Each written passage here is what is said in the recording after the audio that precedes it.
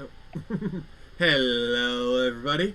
Welcome to this week's episode of Extra Credit Plays. I am Nick, and joining me, as always, is my usual wonderful crew.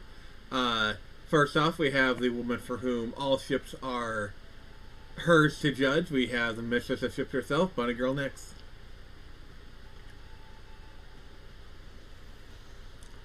Oh, I guess maybe she lost her voice or something. But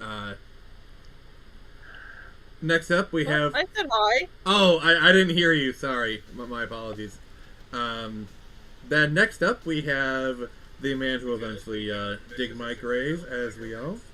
I'm sorry, I just read the first chat. We'll get to that in a second. We have the man who will dig my grave. We have Castor the Gravedigger. How's everybody doing this lovely Saturday evening? Pretty good. And first off the bat, we have "It's Time to Wake Up" saying "All hail Pence." I don't understand it, but okay. I think it's like a channel meme at this point. It kind of is, at least for "It's Time to Wake Up" is concerned. But how's everyone doing tonight? Pretty good. Pretty good. Nice. Yeah, I've been having a good day today.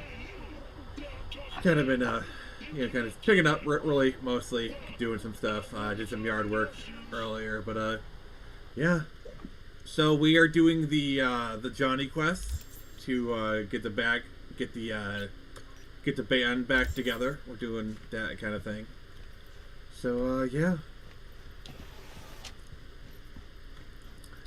So Pence, you want to just start off the topics by what we were talking about in the pre-show?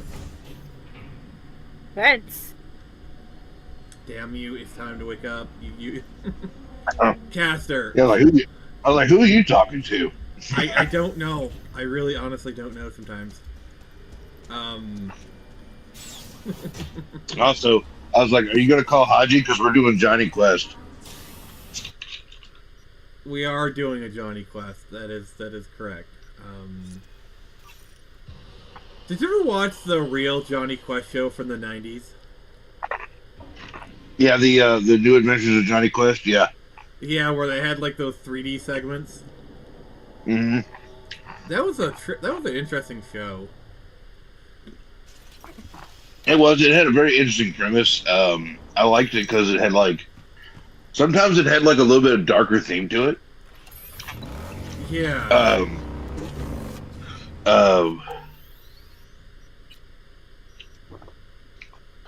One of my favorite villains on there was a guy named Ezekiel Rage. Oh, the name sounds familiar. Yeah, and he was like this weird, for better or worse, he was a terrorist for better or worse, but he was like this doomsday cultist, and every time he'd always be quoting his book, which was, he called it the Book of Rage, and he'd always say something and be like, it would sound like a Bible verse, and then he'd be like, "So saith the Book of Rage," and then one day, I remember one episode they actually got his book, and they were looking at it or whatever, and they flipped through it, and it was just completely blank pages. He was just nuts. But yeah, yeah. But he was actually one of my favorite villains because he was always trying to bring about the apocalypse, whether it be flooding the world with radiation or causing nuclear war, whatever. He was he was like a legitimate threat. And then you had what was it? Then you had another guy on there. I can't remember what his name was. He was the one for all the 3D segments. There was a scientist in the show who apparently I guess he was Dr. Quest's nemesis or something, and he was basically like Stephen Hawking. So he was just paralyzed in a chair, and he can only talk through some kind of voice modulator. And they he got access to what they called Quest World, which was like a virtual reality, Yeah. and he got there, and he craved to be there because he said because I'm whole when I'm there, so he can actually move and talk. Mm-hmm. And I think he um eventually he got like banished there or something. I don't know. I can't remember what, but that was his whole thing. And he was always trying to do like cyber terrorism and stuff. And All right. um, I remember there was an episode. Um, all these members are flooding back now.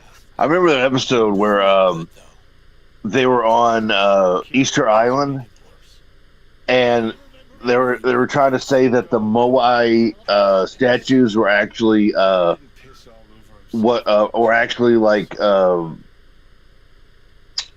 there were carvings of aliens that that the people had seen I'm there not and saying it was worshipped as aliens, gods. but it was aliens. Yeah, but it's supposed to be like they worshipped them as gods, and that's what they look like. They had like those big heads like that, and I don't know. There was a lot of cool episodes like that. I think one was they discovered a colony of like Sasquatch, and come to find out like Sasquatch aren't really like primitive apes or anything. They're actually like a they're a super advanced species that crash landed on Earth thousands of years ago, and they haven't been able to like get back, to like haven't been able to like rebuild their spaceship or whatever. So they've been living out primitive in the wild. And we already agreed on everything. What? Carrie's page? Can you read the comments, That's please? what this is about? I may. Let's see here. You may- All right. My first episode of your channel that the YouTube algorithm fed me was you taking poles, bashing Pence. It was my destiny to come to his rescue. Maybe if someone would tell me what happened. Why is her name Pan Am Palmer? Wink, wink. Mm. Really? A reason? And then, speaking of Terry, have you ever seen the movie Arlington Road? I have not actually. What's it about? Just wanted to clear the air. I have no idea. So they're going to tell you. Gotta go without one or the other. Oh, man. Yeah, not a problem. Should be able to borrow someone else for one gig. Won't be the same, though. It won't ever be the same, Carrie. Pretty sure it's your call. Fuck really pissed You turn around and realize her name is Pan Damn. Pan damn! Look at the ass. Yeah, Pan Damn. Look at that ass. Thanks. Real helpful. Oh, yeah. All right. I gotta look this up. So I was in the hollers of rural Indiana today. What were you, like rural Indiana has hollers? Yeah, pretty much. Oh, believe me, it's yeah. There's like all kinds of like weird country up there, but it's weirdly flat. Yeah, but yeah, I was in rural Indiana because that's where my cousin lives. He was visiting him, and let's see, it was a good watch. Won't give any spoilers. Okay. But yeah, I haven't seen him in years, and he was kind of excited to show me all his stuff. So it was like, two kids showing their toys off, So he's showing me his Lego collection, which is impressive. Which I think you've seen on X. Oh yeah, the Lego collection thing. Yeah. Sorry, Yeah. I was like looking. Yeah. I was looking up the options for this quest. All right, who do you think I should Yeah, go but- with, Denny or Henry? I feel like you guys might not have been paying attention to the game. All right. Okay. All right. Let's see here. There are no major story plots, so you can freely choose one or the other. The only difference will be dialogue and who it comes from. I don't think any given person has unique items. Well, that bat. At some point, she throws that bat, and it's one of the best melee items in the game. Yeah. We made contact. Tiny Wake Up says Southern Indiana may be with the hollers. That's where I was, Southern Indiana, because I live in northwestern, I guess you'd say, Kentucky, the Louisville area, and anyways, yeah. Oh, there we go. Here we go. That's literally one of the best melee items in the game. Orthodox Monks has a picture of a kitty. Hey, kitty, kitty, kitty. Hey. Yes. And then, me, or as Twitter started like showing off more and more, what do you call those? The like Bitcoin and stuff. I've been seeing a few of those myself. Cryptocurrency. Yeah, cryptocurrency, like ads everywhere. Cryptocurrency ads. Just I've got the lowest end of the blue check mark you can possibly get. Yeah, same. Yeah. But like I keep seeing them everywhere. Still, I'm like, I thought this was supposed to like reduce the ads, if not get rid of them. This ain't doing shit. Imagine what it would be. What the hell was? Imagine what it would be like without that. Like I maintain it just so I can get my occasional payout. That's because I'm monetized, and I just feel like if I got rid of it, I'd lose my monetization. So I'm like, Well, see, I got the blue check mark. One, because maybe I could get monetized. Hopefully, maybe one day in the future. Follow me. But yes, follow Caster Grave on Twitter, please. And Caster, yeah. You have mod privileges, so if you want to post your link, feel free. Okay. And so anywho, I wanted to get it for maybe eventually, get like monetization, but I mostly got it so I could, effing make posts. Because my God, that's like 150 character limit. Oh my God, that is annoying. I used to have to make like whole threads if I wanted to get a thought down. But now I can actually, put a paragraph or two, or load a decent sized video. That's another one too. And it's sucks you got to pay to do that, because you can do all that on Facebook for free, but no one's on Facebook. Yeah, it's just like some Facebook groups. I mean, there's a reason they call it Boomer Book nowadays. Yeah, pretty much. Let's see here. We got Sir Jonathan Fallostiff is the best weapon. Yeah, but I don't have access to that. Mr. Toots is the greatest weapon ever. Nick should join us in living the pride life, Nick. What? What? It's a weird statement. Yeah, I don't know what they're trying to say. I don't know what I'm trying to infer, but anyways, awkward segues. I'm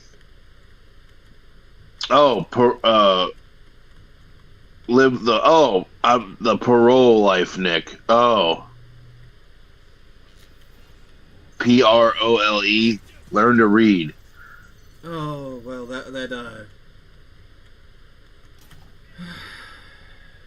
Well, I don't have my glasses, Orthodox Month, okay? And I'm sorry. Learn to read. I was trying to do this without the alarm, but I almost had it, then I was stupid. The pro-life. Welcome to the Russian stream.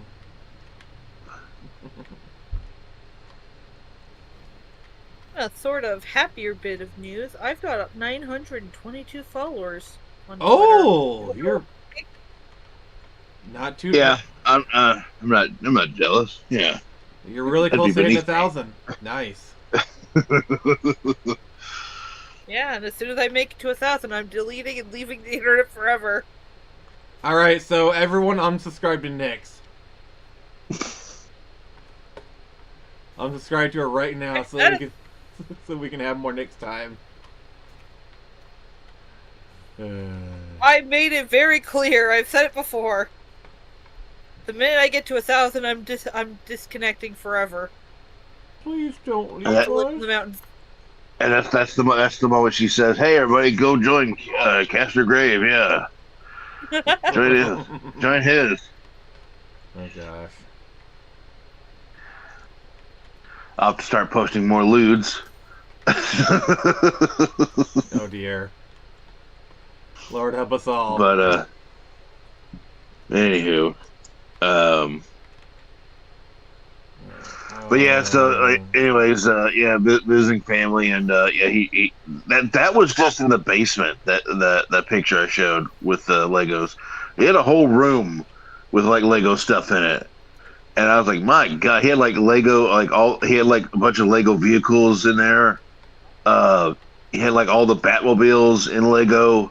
He had the whatever the name of the Guardians of the Galaxy ship was. He had that. He had the Milano. He had the Razor Crest from Star Wars. You know, he had the AT-ATs and the AT-AT Walkers and all that stuff, or the AT-STs. Yeah, I was like, damn, dude. That is fancy. But yeah.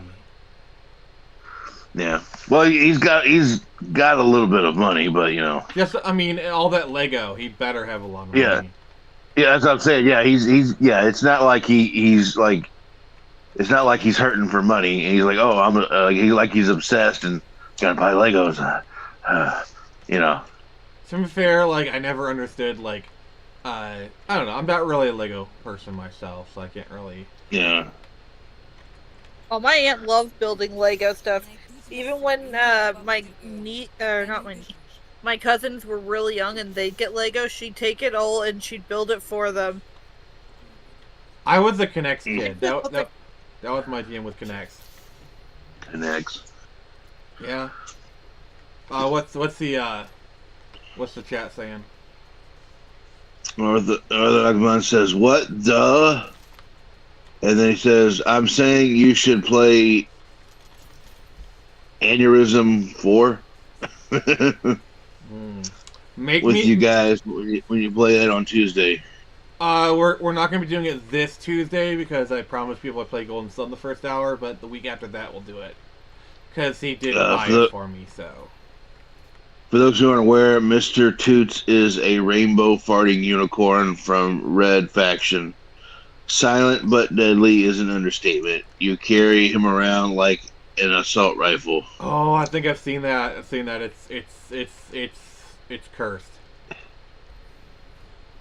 I like how he spelled assault. It was A-salt. It's an assault. Assault. As opposed to a pepper rifle. Since you screwed with the stealth option, or since you screwed the stealth option of the mission, why not just go in and kill? I mean, did you see what I just did? I killed them.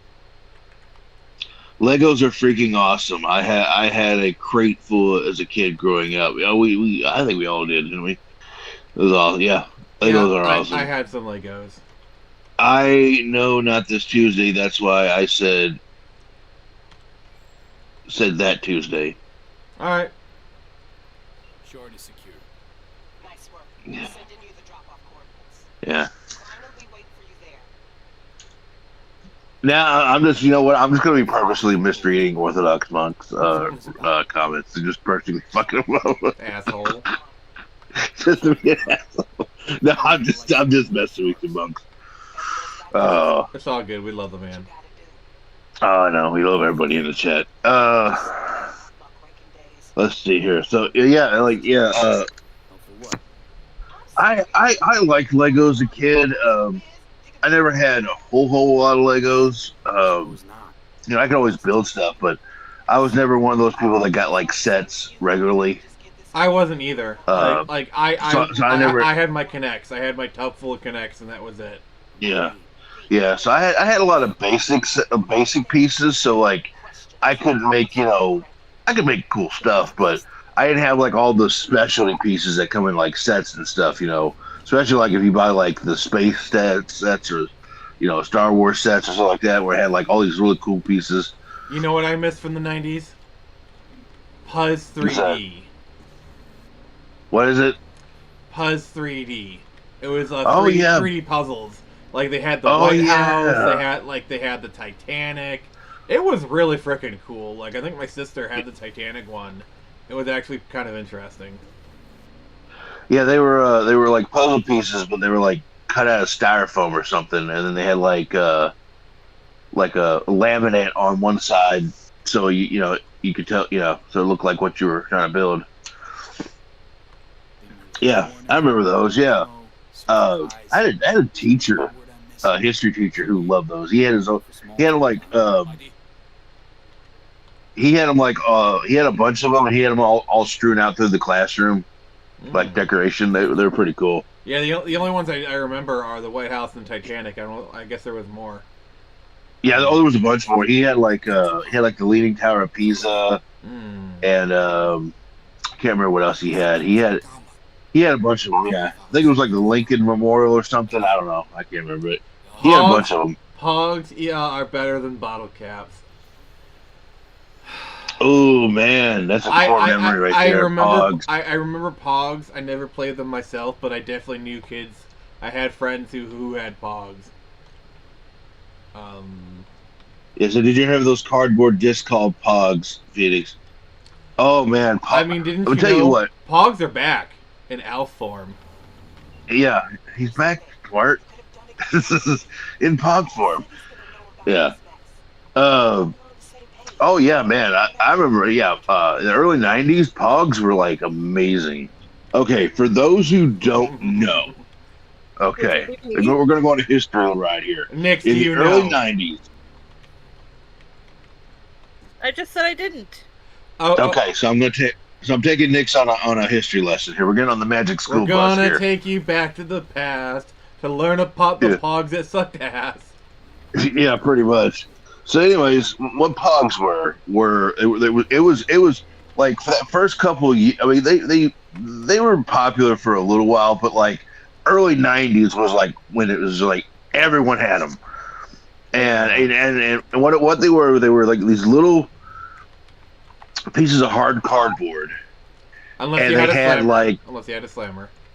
Well, I'll get to that in a minute, the slammer. But there was like little pieces there's little pieces of hard cardboard, and they had like different designs on them, and they can either be like generic. A lot of them licensed. I know. Well, I know. I'm getting to that, but I'm saying that they had a lot of generic like. A lot of them had like generic stuff on them, like you would have like skull and crossbones or hearts or stuff like that, And then you had like the licensed ones. And those are the ones that everyone was trading. So you'd have like Ninja Turtle Pogs, and it would have like Power Rangers, like Alf. Simpsons Pogs, Alf. Yeah, just whatever they could license, they would put on a Pog. They were kind of the Funko Pops of their day. Yeah, and so a lot of people collected them just to collect them. Like but Funko Pops. But you could actually play a game with them. And that's where you got the Slammer. The Slammer was I want to say what, probably about an inch, maybe 2 inches of steel. Yeah, like mother effing steel, or like some sort of metal. Yeah, or at the very least aluminum. Yeah. Short definition: tiddlywinks for men. You know what? Yes. That's pretty much what it was, and like radical. But anyways, you had like the Slammer. Yeah, the Slammer. It was like this big 2-inch piece of like round metal, looked like a giant thick coin, and it would have designs on it too. You'd have like fire designs or whatever license thing on there, and you're supposed to you're supposed to slam, throw the slammer down on a pile of pogs and see which one made it into like a cup or something. I can't remember, honestly. I can't remember. It was a weird game, yeah. But for some reason it went ape shit and everybody had to get them. And I think mostly what it was pretty much like FOMO, the fear of missing out. Like everyone had them, so you had to have it. It was the thing, And of course, because you can get different licensed ones, you could collect them and trade them with friends and stuff. And it was that kind of thing. But yeah, it was kind of a core memory unlock there. I never really got too much into Pogs. I had a few of them. Everyone had them. You had one or two on you as a kid in the 90s. It didn't even I did. Yeah, I did too. Even if you didn't actually go out and actively collect them, you had one or two Pogs in your collection, or in your possession somewhere. You got one somehow, whether it was in a box of breakfast cereal or you just found one on the street. That's how it was. Hey, we don't make the laws. But pretty much, like you said, is short definition tiddlywinks for quote men. but girls could play them too. They had licensed stuff for girls also. But yeah, it was that kind of extreme 90s. Everything was extreme. Everything was supercharged, radical, man. To me, that guy. And they repackaged a lot of things. Remember in the 90s when yo-yos came back for some weird reason? I remember yo-yos were really popular for some reason. Everyone was doing all the tricks and whatnot. The light up yo-yos, and they had the flaming. They were you had ones with LED lights in them. They're all tricked out. I remember that. Here's the one thing for me that literally string was popular in the 90s. You put it in between your fingers and you do all these different shapes. Does that ring a bell, Caster? Cradle. The cradle.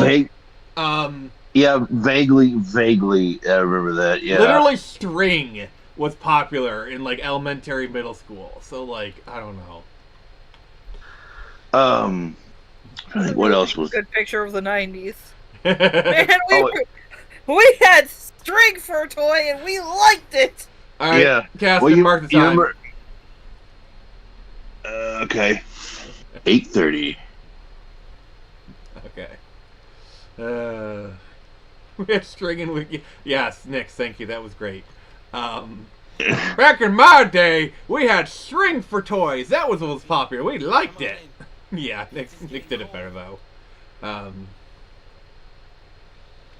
8:30 string. Yeah. So Nick, thank you, Caster. Or 30 minutes, I should say. 30 minutes in. That's fine. Yeah, 30 minutes in, that helps a lot. That's how you get to time it. Nick, so what was popular when you were a kid in middle school, high school kind of thing? Tamagotchis. I never got into them. Never had one. Never cared for one. I didn't have a Tamagotchi. I didn't even have a Gigapet. I had the third rung. My parents got me some knockoff of a knockoff because you had Tamagotchi. Gigapet was the second ran. I didn't even have those two. I had another one. Were you and Evelyn close? Didn't even. No, have there was I just didn't care for them. I didn't see the point in them. I had actual pets, so why bother having a digital pet? But that was the whole thing, what was a digital pet, Well, that was during the whole Pokemon, Digimon kind of pet kind of craze. You'll never get rid of the stench. Tamagotchi. I wanted those Digimon things so bad. I actually have one. I have one now, but I don't use it. But I wanted those Digimon things so bad. And in the 2000s, there was stuff you guys remember Pox? What's this plan all about? Remember what? Pox. It was this little portable thing. I think you scanned it or something. I know there was a lot of toys that involved a scanner. I'm just trying to think at least what exactly one was. Yeah, or like a lot of the toys that you ended up like shaking, like the Digimon stuff of the 2000s, or the Mega Man Battle Network ones, like the PETs that you actually use physical chips on. Yeah. Do you remember that one system? It was a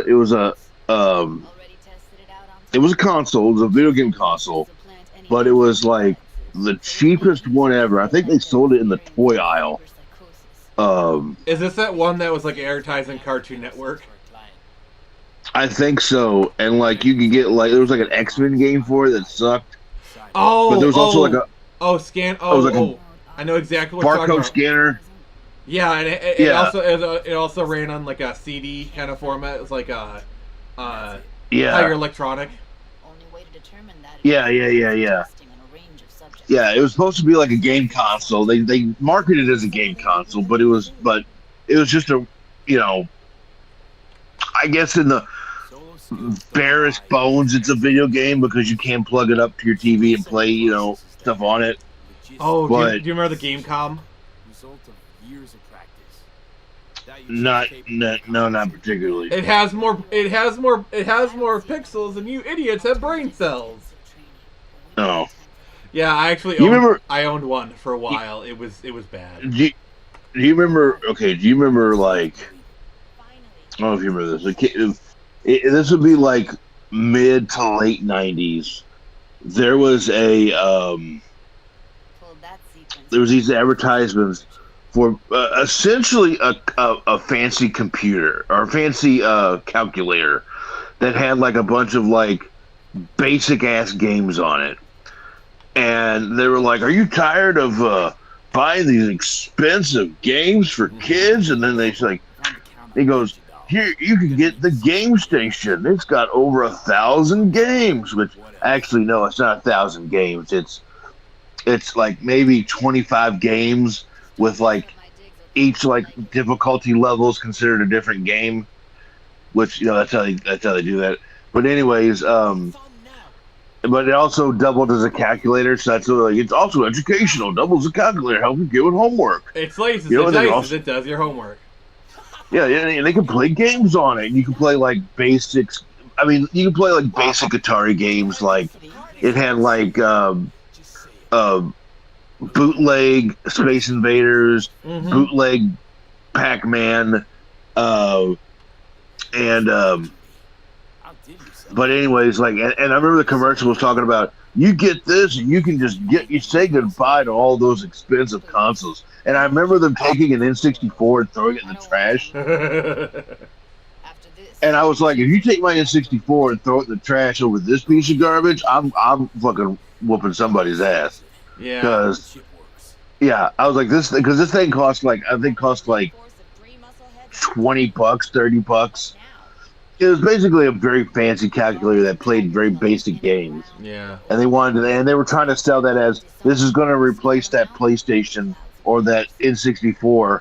And I'm like, no, I'm sorry. Yeah, it was for like I think that was the one that was advertised on Cartoon Network. I remember. Yeah, like it was like they would they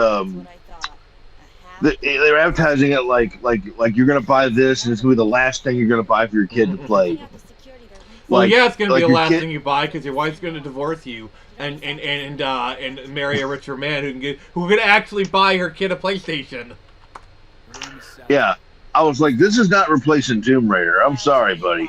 No. Just because it has 1,000 games on it doesn't mean 1,000 shitty games. Yeah. All right. I'd rather play Superman 64. All right. I'm gonna catch up in the comments. Hoop and stick is better than string. You are not wrong. And then Furby is the greatest pet. Second fiddle to only the pet rock. Oh, Furbies. Like I remember everyone in the '90s they were trying to teach Furby swear words. Oh my god. Furby has like some kind of like dark side to it or whatever. Oh, it's demonic. I'm going to kill your mommy with an axe. If anyone's ever heard that audio, it is hilarious. Yeah, like there's like people swearing that their Furbies wake up in the middle of the night whispering to kill them and all that. Like there was so much urban legends around Furbies. Oh my god, I love that. You see, if I was if I was a producer at A24, I would literally make a demonic Furby movie. Like, just imagine And, like a demonic Furby movie set in the '90s by A24. That sounds amazing. Yeah, and you heard that right, everybody. The pet rock. Yes, that was a thing back in the '70s. It literally was a thing.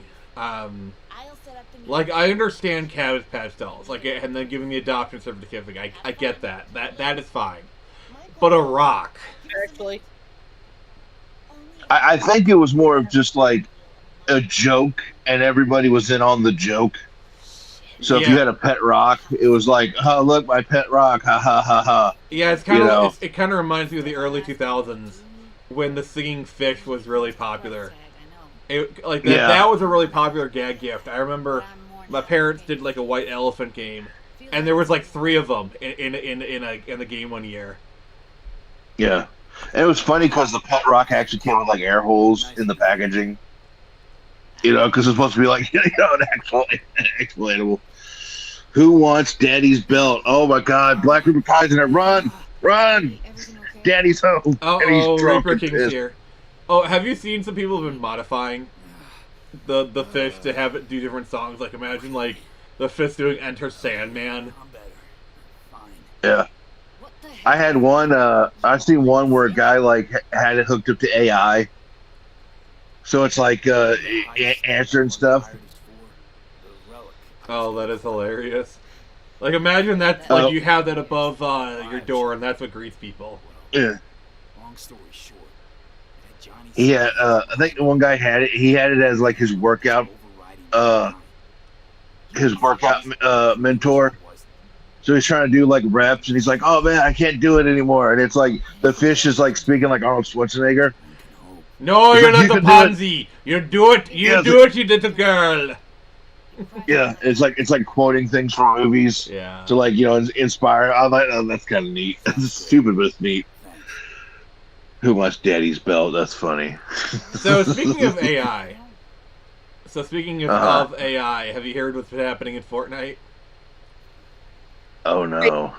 Oh my God, yes. It is Nix. You wanted to tell him what's been happening? So I'm not entirely caught up on the situation, and last I heard they put in like a little patch to fix it. But people have actually been getting him to like swear and stuff. And no more than that, he's rated the races. Like, we've gotten Darth Vader to be racist. It's wild. Well, what's going on on now? Evil character do evil things. Do what now? Like what? The top 10 races chart. Darth Vader's top 10 races. The color of mud. I don't get it. Is there like an AI in Fortnite or? Yeah, and it's got AI James Earl Jones voice. Oh, okay. All right, Caster, do me a favor. Look up Darth Vader AI Fortnite and just look at some of the highlights. And I want to hear your reactions on stream. Okay. Didn't the dude who made the pet rock make millions of bucks? Yeah, he 1970 did. million bucks at that. Yeah. I mean, good for him, I guess. Yeah. I mean, remember that was also referenced in Office Space. It was like the guy made $1 million, you know, the pet rock. Let me look that up. So what am I looking up here? AI. Who's Fortnite Darth Vader. And since we're on the topic of Star Wars, I found a little fun thing about our favorite series ruiner. Oh no, what is it? What's she do now? Says Kathleen Kennedy was asked about Leia in the slave bikini and said she wouldn't do anything like that, and George Lucas today wouldn't either. So George had his wife publicly state that no, on the contrary, George would do it again and has no regrets about that outfit. Based! Yeah. Based. See, here's the thing. Here's why I don't like modern Star Wars. Oh, the slave bikini is so sexist. they essay now. They essay now. Like they will decry the slave bikini, but they have no problem writing in a tired trope about essaying a woman for character development. All right, let me. I just love if you ever watch some of like the live streams of George Lucas and his wife. There are so many times where George Lucas is just going off and his wife is just looking at him like, George, please calm down. You're gonna cause another incident. I don't know. Part of me just kind of respects George. He just says what he wants. I mean, he's earned that right. I mean, yeah, he made one of the single biggest like media franchises in the world. A franchise that is still going on today, even if despite the best efforts to ruin it. Yeah.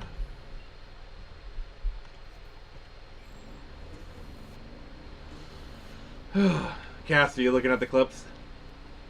Yeah. What do you think?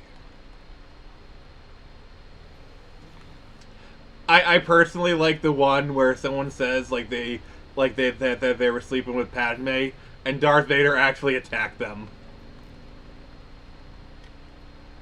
That was kind of funny.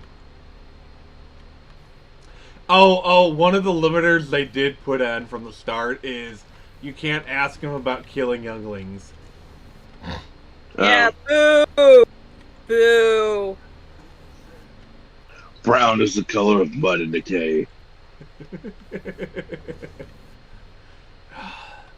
I mean, like, my thing is like, come on, you guys.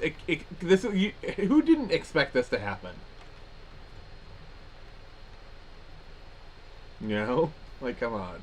Yeah, you can't do this kind of shit with gamers because, like, they gamers. Yes, they're extra gamers. Sorry, I'm stupid. So, like, I don't understand. Is it like a voice modulator, or is it like an actual character in the game? AI voice. Or AI voice. Okay, so they get it to say different things, or like... Yeah. Hey, V. Damn, Grandma, you're looking fine. Something for you. Don't know if you know. I don't know.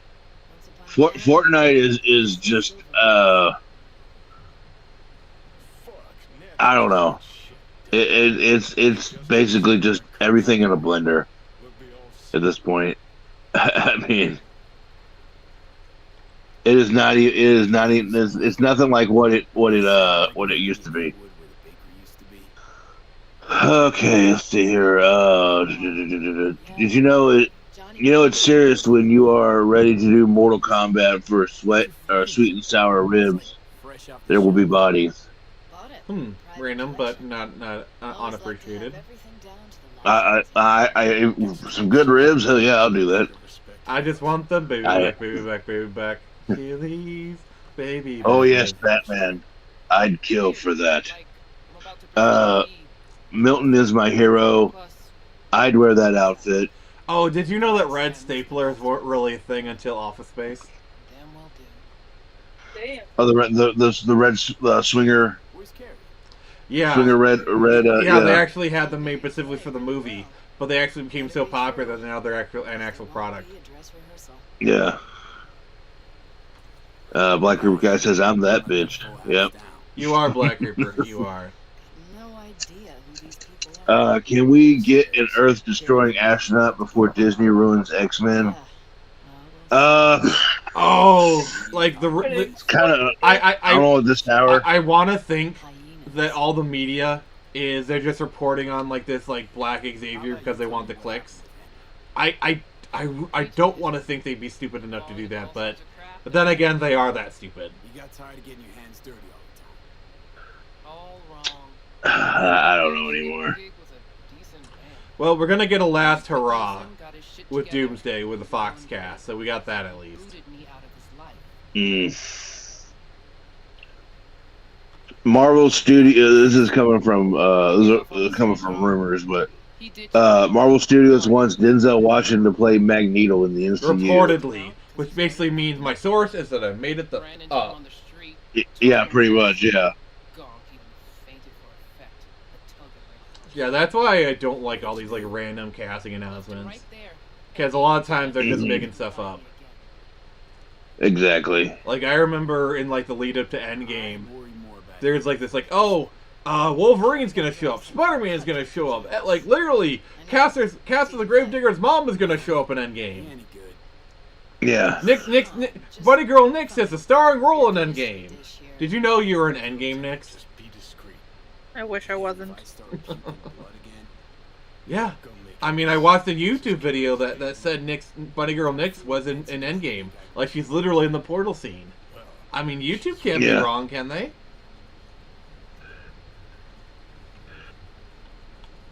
I'm gonna say what every famous person who's ever been in a movie they didn't like say. I don't remember that. trash. Yeah. Pretty much. Yeah. Fun. Yeah, also, while I'm in a more ranty mood, I will just say, I am tired of the so-and-so wants to play X role. My answer to that is, of course they do. It is such a non-news story. You know what I'm saying? Yeah. Honestly, though, the reasons can differ from person to person, though. Like, some of them were, like, very genuine. Like, yeah, I'm a huge fan of this character and I'd love to play them. Others pretend like they're a huge fan, but really they're just like, oh, this will be a great paycheck. Or they want to, There's- like, they want to clump onto a character or whatever. Yeah. They want to get on. They want to get some of that nerd money. Hey, big fan, Yeah. huge fan. You too? Got all their albums? I mean, I never Chill, dreamed Joe. of. He's in the same boat as you. Want to talk to a star? Talk to me. And get that shaking under control. Think my shake's the same. Or worse. Crowd got you stressed, or is it me? Fuck you. I missed you. So right now I'm actually playing as Johnny. I basically gave Johnny the steering wheel, so like Johnny's in control of the body. Let's do this. What's the comment Being saying? a dead ex-rocker, your body. That does not sound very, I don't know, sane, I guess.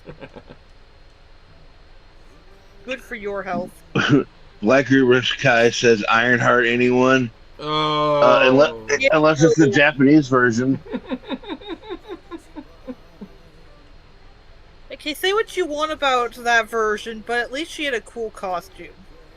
Oh yeah, like yeah, and the special effects are like on par with like whatever you found with like Super Sentai, but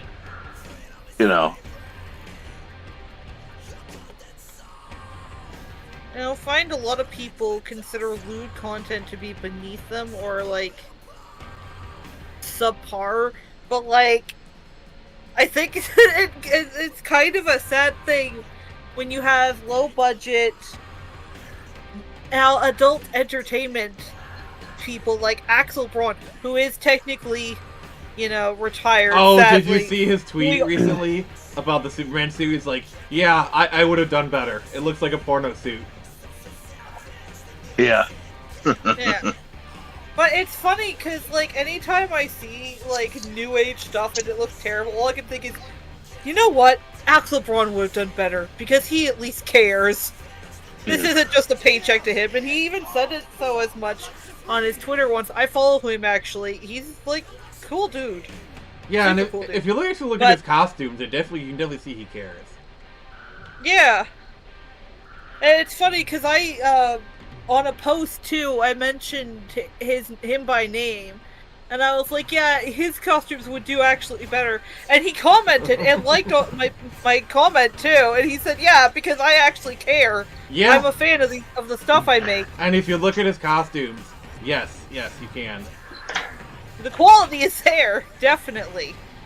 I love when that happens when you like you mention something and you don't even tag anybody in it. You just mention something, and then like the creator of it, it likes it. And you're like, whoa, what the hell? Oh, I've had something similar happen. Like, do you guys remember that one Ghostbusters post I made that went viral? Yeah. And I summoned Paul Feig. Oh wow! I actually got that both was that these. was Yeah. that was the reverse though. Yeah. It wasn't a cool moment, but yeah, well, it was cool that he's that petty Yeah. to do that, but you know, A little bit, but This is fucked up. but I mean, it's cool when like a creator comes by and like gives you a like, Yeah. it's kind of funny. Not- But it's not- happened to me quite a bit on Twitter. Like the English voice actress for Jolene, I made a comment on a post that mentioned her, and I was like fangirling, and then she liked my comment, and I was like, "Oh no, don't see this!"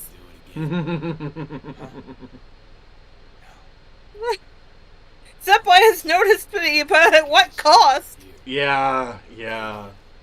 Or it's like even worse if like you're a fan of something, but like you're critical of a thing, and then they come in. It's like you get he's like, I love you. Please don't hate me. They hate me now. But I still plan on playing. like there's a I don't know if it's still on Netflix, but there's a animated show on Netflix, only a few episodes. It's called Trese, Trese, and it's based off of Filipino comic book. It's got to do with like it's real gory too. It's got to do with like monsters and spirits and stuff, and supernatural kind of things. And it's kind of like imagine a female, a Filipina Constantine, kind of like that. And anyways, I really enjoyed it, and I commented, or like it was like years ago too, and like I commented on Twitter. I was like, oh, Tracy, so awesome. We need more episodes of it. It's really cool. Can't wait, And then I think like 2 days later, it was like so and so liked your post, and I looked at it. It was the actual comic book creator, and I was like, oh, that's cool. Like, but I didn't even tag him or anything. I was just like, oh, that's kind of cool, I've had a couple of different people. There was, like I said, the voice actress for Jolene, Kira Buckland, I think their name is. Also, Todd Haberkorn. Holy fuck! Todd, if you don't know him, Todd Haberkorn voices some of my favorite characters in fiction. Dragon Ball fans will know him as the English voice of Jocko. But I know him as Alan Walker from The Gray Man. Let's go. Ah, okay. Yeah. Yeah, It's always nice when you get noticed okay. like I remember a friend of mine. Oh, sorry. Go ahead.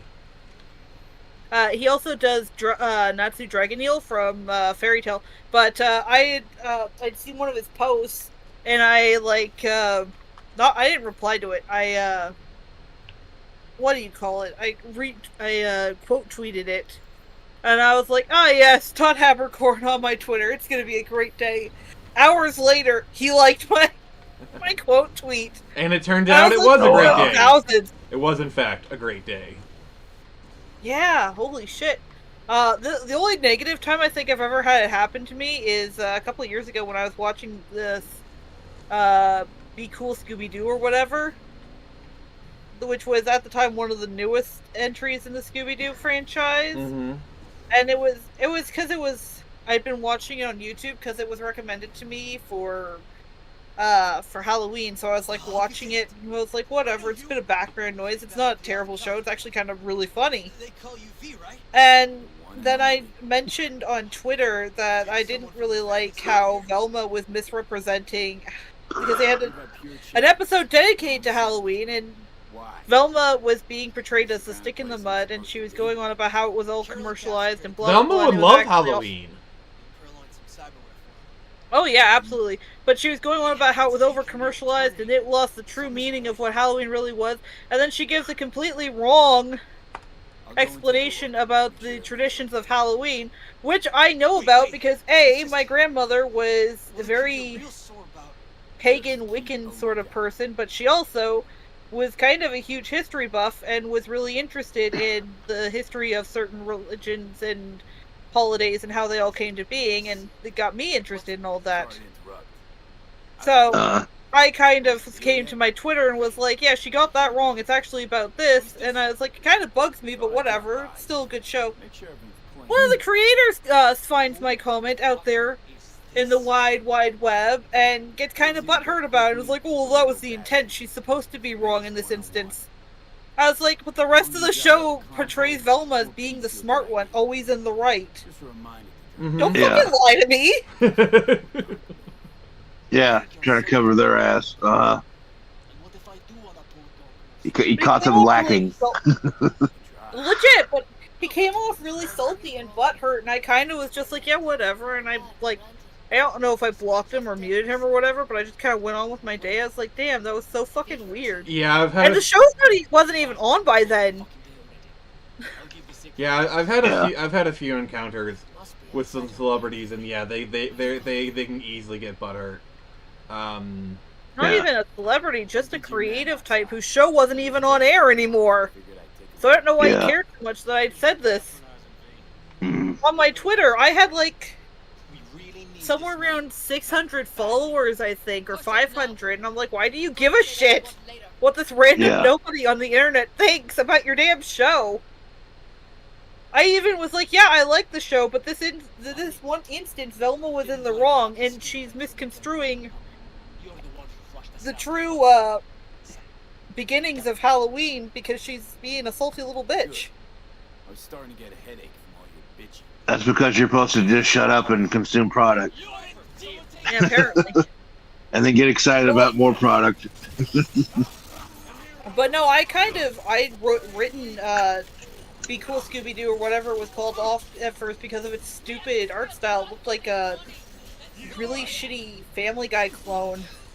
And they made Daphne into, I don't know, deranged weirdo. Yeah, it's let not. me look that up real quick, because I want to see what this art style is here. Oh yeah, I remember that. Yeah, that looks like a if you didn't know it was Scooby Doo, it looks like a random Netflix adult comedy that only has one season and sucks. Meanwhile, Legit, Big Mouth got right? 8 seasons. And they're getting a spin-off. Oh God, help me, Nix. Can you make me feel better Another by reading the spin-off. comments? Yeah, but 1 second. But I'm gonna come out and say it as a huge Scooby-Doo fan and someone who genuinely believes that the original is the pinnacle of Scooby-Doo outside of the 3 original movies. Zombie Island, Witch's Ghost, and the Alien Invaders. I will say Be Cool Scooby-Doo is actually pretty funny and not terrible. I got I got a chuckle out of it from most of the episodes. Oh, nice. But yeah, we've got... It's time to wake up saying, I'll be an endgame as long as I am one of the individuals that gets snapped out of our current simulation. You got yourself a deal. Black Enterprise is Natsu! Yes! Todd is an amazing VA. He is! And he's actually one of the people who stood by Vic Mignogna during that whole fiasco. Oh, okay, yeah, rare. okay. That's rare. Yeah. Instantly like him now. Yeah. He used to go on to WatchMojo.com and help them voice over some of their anime top 10 stuff. And he'd inject some humor into the scripts, and honestly, I think he was one of my favorite people to read out the lists. Oh, that's cool. Because he was charming and funny, and he had a sense of humor. He likes to come off as someone with a big ego, but from what I've seen, he's actually just a really great guy. It's time to wake up. Says Ultra Instinct Shaggy is OP. I like how that was a meme, and then they kind of made it like a legit canon. Oh, Ultra Instinct Shaggy. Yeah, definitely. Yeah, Ultra Instinct Shaggy. Yeah. I find it funny how usually people are like, but once the company has embraced the meme, it stops being funny and / or cool. And then as soon as everyone, Warner Brothers starts embracing the Ultra Instinct Shaggy meme, people are like, oh, it's so funny. "Oh, that's awesome! They're embracing the meme." I mean, And I was Yeah. like, we need to. "You hypocrites!" Well, the thing is, they didn't just embrace Ultra Instinct; they also embraced Big Chungus. Because remember, in the Space Jam sequel that never got made, that doesn't exist, and you know, I'm sure there's some Yeah. like, pirated copies floating around. They actually did do Ultra Big Chungus bugs. That's funny. Have you seen the Metal Gear Solid Big Chungus video? No. It's where they take the end scene, where like you're on top of Metal Gear with Liquid Snake, and he's doing like his whole spiel or whatever, but it's all about Big Chungus. And the thing is, the voice acting is on point, and the way they do it, it feels like you're actually watching the PlayStation game, because they do those hard cuts into like live action footage and stuff. So it's like, Snake, are you aware of Big Chungus? Oh Big my Chungus. god. Isn't that just some kind of cartoon rabbit? He's like, isn't that just a meme? No, Snake, it's more than just a meme. And then it hard cuts, and it's like, the year was 1945. He's like, Warner Brothers came out with its short Wabbit Twubble, which is funny hearing Liquid Snake say that. Wabbit Twubble. Oh, that reminds me. Sorry, just go ahead, finish your thing. And he's like, and then he goes, and then to mock the foolish Elmer, Bugs inflates himself to a comically large size. 3.4 seconds. That's all the world had of Big Chungus. That's all he ever lived to exist. Do you know what it's like, Snake, to be bigger than Bugs Bunny, despite being Bugs Bunny yourself? Like, it goes on this huge rant, and it's hilarious. I love it. And then the whole thing, and then the Snake's like, "What the hell are we talking about?" Like, he's just totally confused. He's like, "I will not let myself be." He goes, "I will." He goes like, "Memes are power, Snake, and I will embrace the dominant memes." Oh god. Like, that kind of reminds me of for Smash Brothers, when they added Snake, they actually added like added like voice calls or whatever, like, "Snake, this is a Pikachu." Pika what?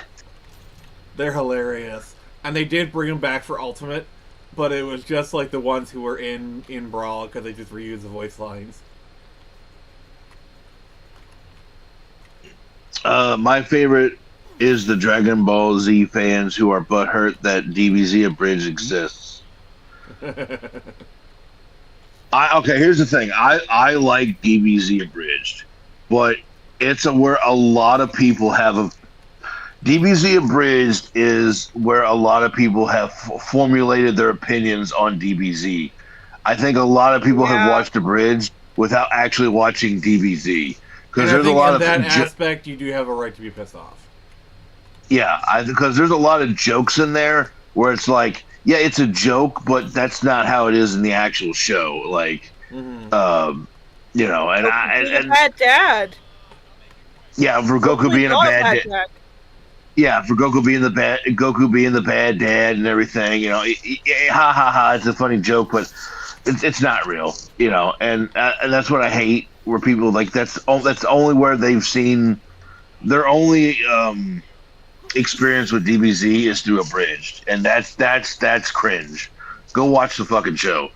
But yeah, but I that's what I'm saying. I like Abridged. I get the jokes and it's funny, so I have no problem with it. But if there's a person who has a problem with it, I don't know why. Unless for the reason I just specified, where they just don't like people who that's all they've seen. They ruined DBZ. Ha ha ha ha. Sure, the bad tab trope was lame, and they regret it a bit. Yeah. Well, yeah, because I mean, you you can't just look at Goku as a character without looking into his backstory and realizing why he kind of comes off looking a bit more like a bad father from our human point of view with our understanding of what a father should be. Goku was carted off from his planet, fell into, like, a bunch of rocks at the bottom of a cliff, got massive brain damage as a baby. Not that should have killed him, but because of his Saiyan heritage, didn't. As a baby, I'll point that out again, grew up completely isolated with nothing but his grandpa Gohan in the mountains. Completely isolated from the rest of the like, anyone else on Earth. I can't say Earthling. I can't say humans, because they're Earthlings, technically. And, not only that, but you have the explanation of Saiyans aren't good parents. They plop their kids in machines until they're old enough to start training to fight, and then, even then, they don't really interact with them. That was retconned later on, poorly, I'll just say that there. Yeah. But it's like, yeah, it was. Goku as a Saiyan and Vegeta as a Saiyan too are much better fathers than their own.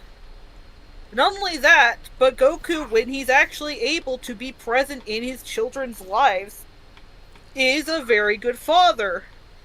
Or at least he tries his best. Is he always successful? No. Nobody's perfect. But the fact that Goku goes out of his way to... let's just go for Gohan, because he's the one who got to spend the most time with Goku. Gohan didn't want to be a fighter. Goku genuinely didn't realize that at first until it was pointed out to him. But he was trying to connect with Gohan in the only way that he really knew how, and it's the way that his grandfather connected with him. Through fighting. Mm-hmm. Since then, Goku doesn't really involve Gohan unless Gohan says, no, I want to be involved, because Goku knows how important Gohan's academics are to him and his job. Yeah.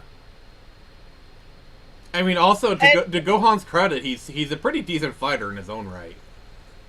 Oh yeah, he is extremely strong, and if he kept up his training, he'd be, like, hands down, the strongest of the Z fighters, potentially.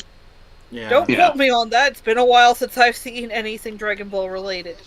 And then you have Goten, who Goku was dead for the majority of this kid's life. He sacrificed his life to give the Earth one chance at survival.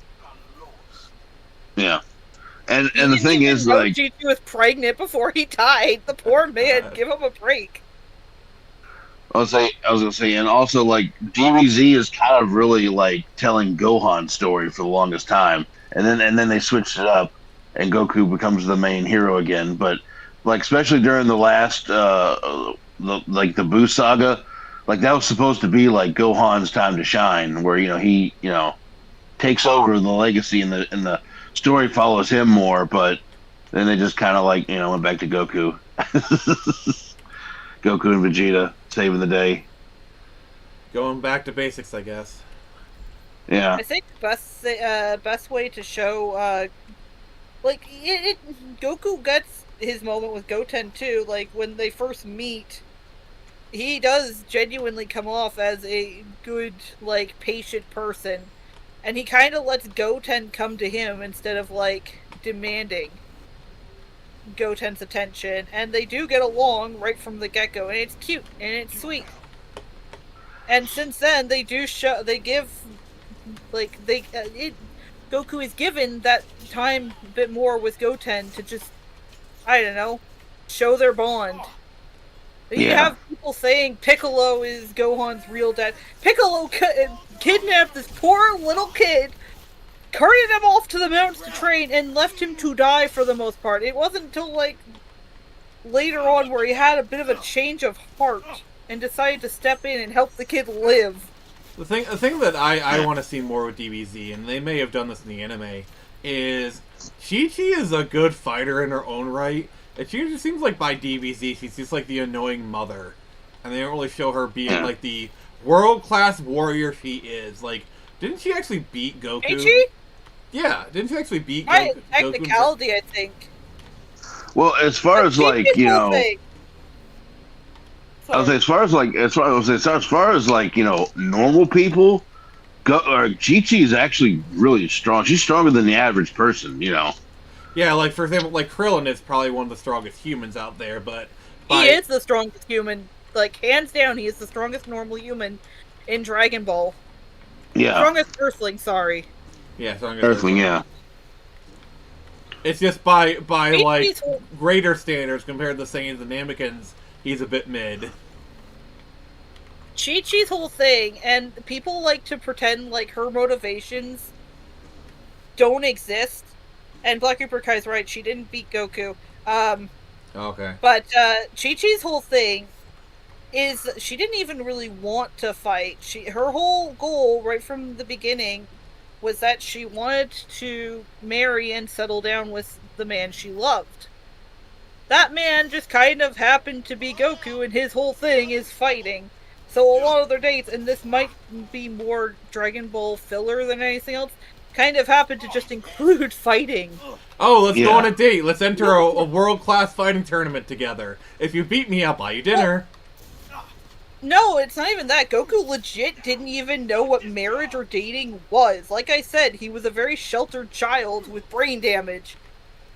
Yeah. Sheltered brain damaged child from another world that didn't have things like romance and dating and marriage. Well, he didn't even see a girl until he saw Bulma. Yeah, exactly. The very beginning of the story. I do love how Bulma tries to, seduce him. He's like, boobs, what are those? Yeah. Chi-Chi is a fighter, sure, and she's pretty strong in her own right. But the reason she doesn't get very many chances to shine in combat is because she doesn't want to. She doesn't really feel like she needs to. The only time she starts fighting again is to train Goten. Yeah. I mean, she's pretty much content to be a housewife. Yeah. How progressive. And a mother. How progressive. Yeah. Being a housewife is like literally was her dream ever since she was a little girl. And I just hate so many of the Chi-Chi fans in Dragon Ball are so pissed that, oh, they don't give her her time to shine. She doesn't get her dues. Bitch, she is literally living her best life. How progressive of you to shit on this poor woman's dreams. And all Chi-Chi ever wanted was to marry the man she loved and have a family. She got that family, and she's happy with it. And you're saying she shouldn't be. And I think we can kind of tie this into like the modern world, because there's Nick's, correct me if wrong, but isn't there like a lot of women who do want that domestic life? They do want to marry a person and settle down and whatnot, but like modern feminism is like, oh, you're bad if you want that. Yeah. And it's not just like with real women. You see it with like female characters. Everyone, every time I see a Chi-Chi fan on Twitter, they're like going on about how Toyama is like the single worst human being ever to make these badass female characters and then just relegate them to being housewives. First of all, you have to remember, Dragon Ball was initially created at a different point in time. Second of all, a lot of these characters... Bulma. Well, fuck, we brought up Bulma. Bulma, Android 18. Like, one of my favorite memes is like, you're done fucked up when someone's mom shows up in track gear to whip your ass, No, but Bulma, since Casper brought her up, people give her so much grief because she doesn't fight, and she's just a total nag. They tend to forget Bulma is, hands down, the smartest human alive in Dragon Ball. Was she ever really a fighter? No, she never really fought. Her whole thing, she started the whole journey, though, because she was the one who got Goku on his journey. And she was very much a big sister figure to him. Mm-hmm. She's literally his first friend. Yeah, literally. And she's a brilliant scientist. She's caring in her own way. She's a great mom. Like And I hell, actually think I actually think the women in DBZ are great female role models because they're great mothers, and a lot of them still kick ass. Yeah. yeah. But like I was saying about Bulma, she got fucking Vegeta to settle down and That is a miracle in and of itself. yeah, she made him into a loving, caring dad, friend, and husband. Her oh god, her kitty game was so strong. She managed to rope Vegeta. I'm sorry. My Like the My- latest well- series, she threatens to not bathe with him anymore, and it gets him to like settle down and come right back. one of my favorite jokes in Abridged is where you hear them like you hear them doing it, and then and they're like, oh yeah, and then Vegeta's like, Vegeta just sounds so proud of himself. He's like, yep, yep, and then it's all quiet, and then Bulma just goes, where's your condom? And then Vegeta goes, the fuck's a condom? You said you had protection. Yeah. I wore my armor to bed. I wore my Saiyan armor. The Saiyan armor stayed on during sex. Sorry. And it's like when he's taking a shower and he's like, where's the cleansing powder? He's like, we don't have any. We have soap. The fuck is soap? It's a ball of animal fat. Oh, that sounds awesome. Chomp. Oh, it tastes terrible. God. You can make a whole TV show about this, like a whole sitcom. Yeah. I'm literally getting tears laughing right now, guys. Black Reaper Kai says she hit Goku with her car and shot him in the head. The best of friends. Yeah, that's literally how they met. That's the best thing about that series. Oh, Bulma, you old romantic. See, because that's the thing. That's the thing. Goku. Oh, for Goku? Oh, shit. Yeah. That's the very beginning of the series, basically, with her meeting Goku by hitting him with her car when he's, like, very young, and then shooting him in the head. So that's just more trouble for poor Goku. Oh, lovely. But, yeah, Black Reaper Kai says, no pastime for Vegeta, and It's Time to Wake Up says, I thought you said you were wearing protection. I was wearing my armor! Yep. Sorry, babe. Saiyan armor stays on during sex. But yeah, like, Bulma is one of the most, like, essential characters in Dragon Ball, not just because she starts the series, but because she is usually how the group solves whatever problem they're dealing with. Not always, but a pretty vast, like, percentage of the shit that goes down, Bulma has to come in and help solve. Yeah. And Android 18's a great example, because she went from being a criminal with her brother to being a loving mother and supportive wife. Like, you hands down cannot deny that she doesn't just love Krillin, she adores him. Like, he didn't just save her life, he gave her everything she could have possibly ever wanted in life. And I think their love story is just really sweet, and I wish we'd gotten to see more of it.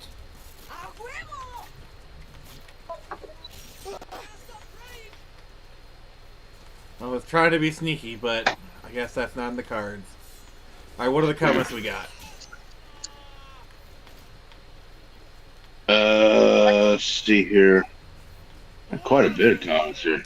Yeah, I already kind of went just letting through most of them. Yeah, I was just letting you guys The rant. newest one is Black Reaper Kai, who says, Cyborg 18 is waifu. Yes, she is.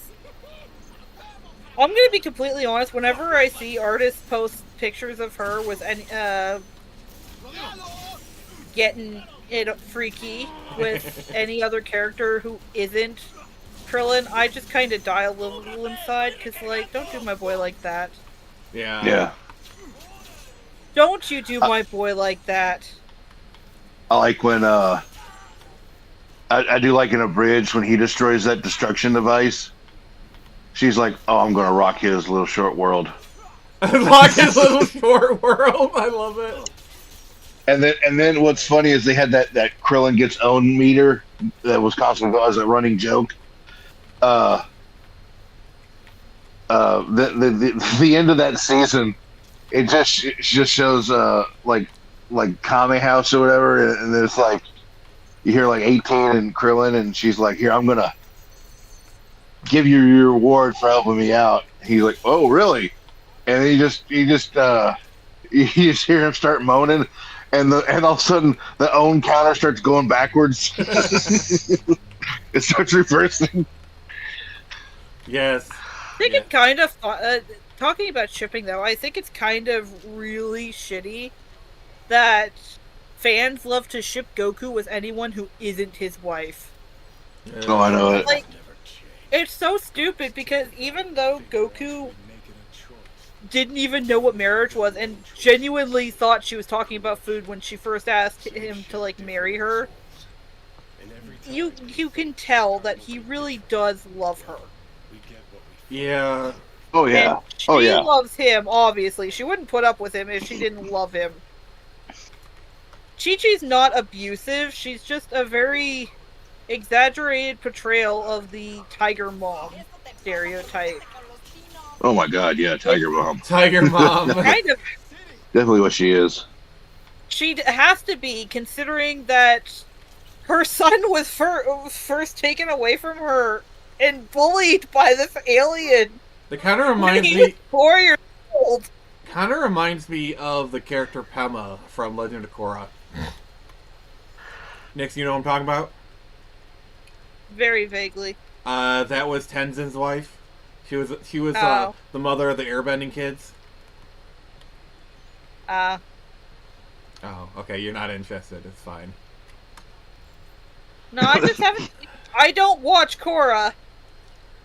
I did a watch through of it. I enjoyed it. I thought Avatar was better, but you know, Oh well, yeah, Avatar is extremely better. That's a whole another discussion. yeah. Rabbit hole to go down that one. Time to Wake Up says, Krillin, you mean Juan Sanchez. Huh. For me, And Black Reaper one of my Kai favorite. says- Oh, sorry. Go ahead. I was gonna say, Black Reaper Kai says, yes, they do. It's weird as fuck they do that. I love seeing Chi-Chi and Goku art. I do too. I saw on Temu they had a little statue of the two in their like wedding outfits. And I almost that's cute. bought it, but then I was like, God damn, where would I even put this? This thing looks big as fuck. But it's cute and I want it. I will say one of my that's it. favorite tropes in media is when the guy's like fighting or like he's defending his woman and she's just like, I'm gonna fuck the shit out of you later so hard. Like he's getting turned on by her man being strong or whatever. I love it.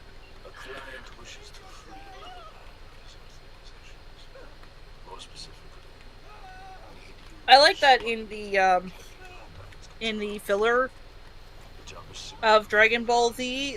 They show Chi-Chi is very protective of Goku.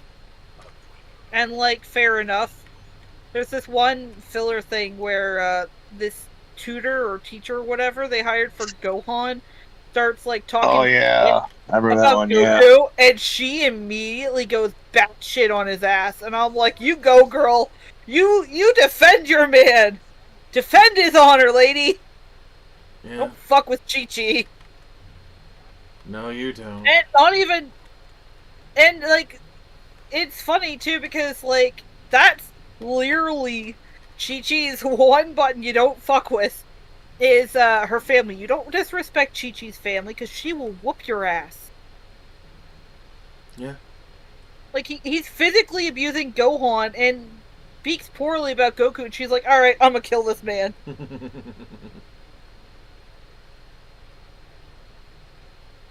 And that is so base to me, like, yeah. Like, do I wish Chi-Chi could get more involved with, like, whatever is going on in the plot? Yeah, but, like, at the end of the day, it makes sense for her character-wise to not, because she doesn't want to get involved with this shit. She just wants to be happy. Have a normal life. And she can't have that with Goku, but she has to sacrifice some of her greatest dream for the man she loves, and I think that's really cute.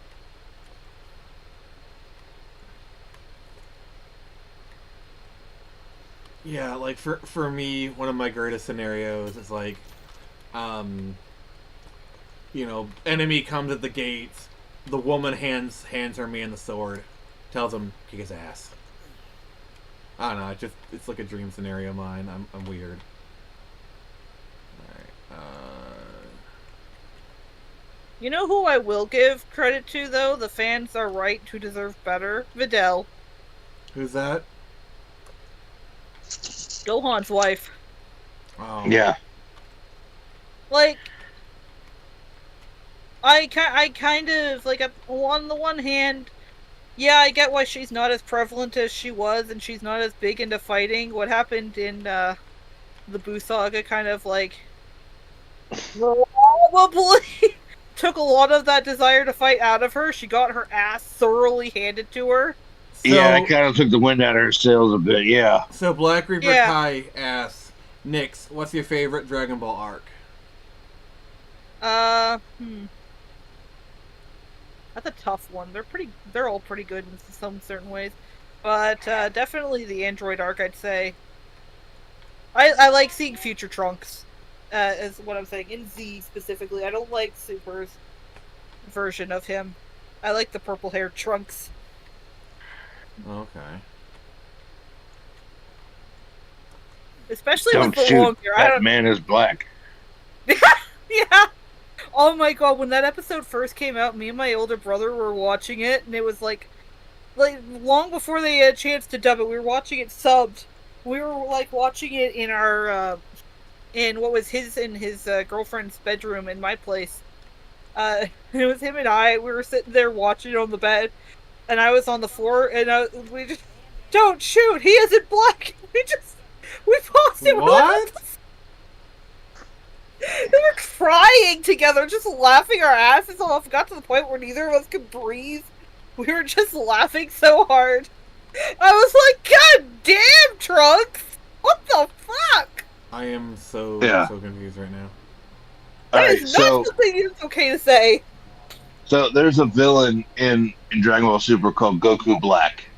And basically it's someone who time shenanigans and alternate dimensions. Basically it's a Goku from a different time and dimension where somebody swapped their body or stole Goku's body and then killed him.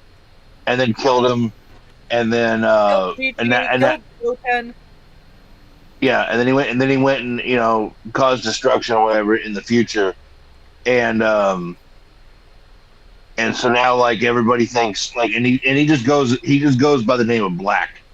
And so in the future the world is completely destroyed again, the same future with the androids, it's completely destroyed.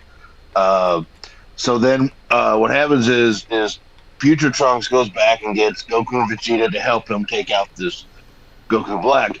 Well, when they get there, the cops, the police force or whatever, they see Goku and they all like pull their guns out on him. And then he's like, "Stop! That man isn't black." It's kind of funny too because right before they go back to the future, when Trunks sees Goku for like the first time in God knows how long, he has like a PTSD trauma response to Goku's face because of Goku Black. Oh god, there's so much to unpack there. It's funny too because they keep Black's face over shadowed out, like silhouetted, so you can't really tell who the new threat's gonna be or whatever. Yeah, even though the silhouette is Goku. Clearly, it's Goku. It couldn't be anyone else. Yeah. But like if they'd hidden it a little better, though, I guess to be fair, it's hard to hide that fucking mop of hair of his. Yeah. But consider if they'd hidden it well, I think the little bit of like trauma that you can see Trunks working through in like record time, the minute he sees Goku's face would have been like a great foreshadowing. Mm-hmm. But yeah, that one line, "Don't shoot, that man's not black." Yeah, that's wild when you first hear it. It's fodder for every YouTube SAS for decades. Yep. Trunks is pretty super much racist? Question mark. Yeah. But yeah, no, Videl, I feel like she kind of got the short end of the stick, but then you remember what happened to her in like the tournament, and you're like, yeah, no, I get it. You know what? Just be a housewife. You're probably less broken bones, Yeah. less life That poor, altering poor girl injuries. got her ass beat. I mean, come on. Not just beat; she nearly died. Yeah. But I really like when they show her and Gohan as the Great Saiyaman. I think it's really cute. She's clearly embarrassed about it, but she comes a bit more around it as time goes on. And honestly, at first I thought it was the goofiest thing for Gohan to be doing, but now I'm like, oh my god, he's such a dork. I love him so much. I see what Videl sees in him.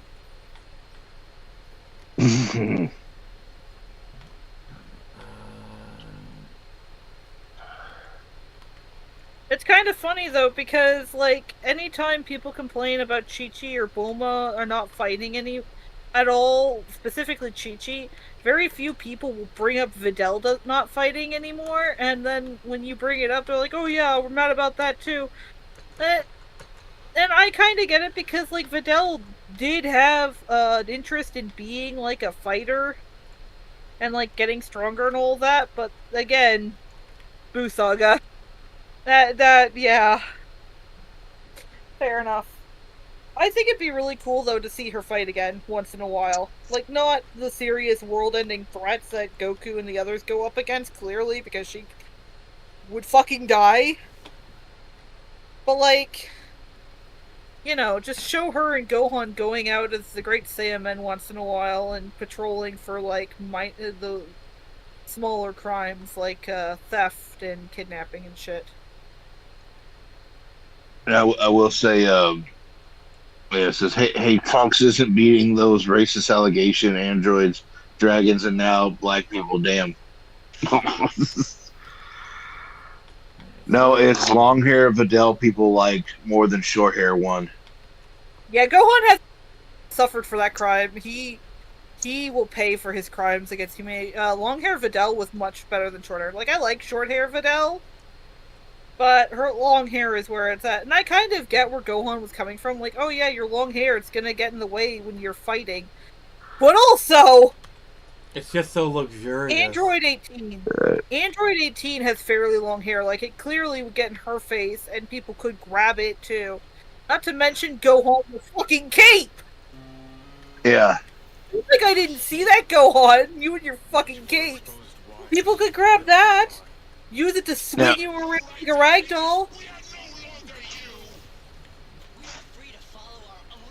Coming for your ass, boy. Did you watch the Super movie where like the superhero one where like it's like 3D cell shaded? No, but I've seen a lot of people talking it up, and I kind of want to go see it, but also at the same time, I just don't have the lust for movies that I once did. I did watch the Broly movie, though, and I loved it quite a bit. Oh. Well, I like this one. Oh, sorry.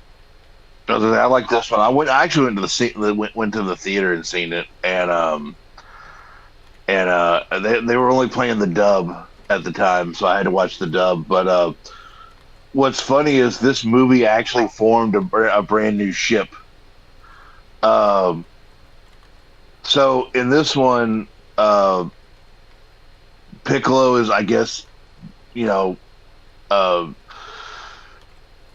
he's still with the tradition of like raising the Goku kids. So like he's he like before school he's training Pan on how to fight, and so like he goes and drops her off at like preschool. So apparently he picks her up and drops her off at preschool, and it's so funny because like he drops off the teacher and he's like, hey Janice, how you doing? And then like drops her off and flies away. And then like apparently the teacher, she's like a black chick with an afro, and people have shipped them together for some reason. I don't know why, but when that movie came out, it was nothing but like the kindergartner teacher and Piccolo pics of them going on dates and stuff. Yeah, I've seen that. It looks cute, but like it wouldn't work because Namekians they're asexual. Very Yeah, I know. asexual. They don't even really understand romance. Yeah. That's a bummer. Let's see here. People have been tackled by their hair in the NFL. Yeah. That is I'm true. so sorry, caster Pan Chan. Okay. Sorry, just what's bugging me is it's so freaking dark. I'm trying to like up the trying to up the brightness or whatever. Okay. I think it's gamma is like the other word for it. Time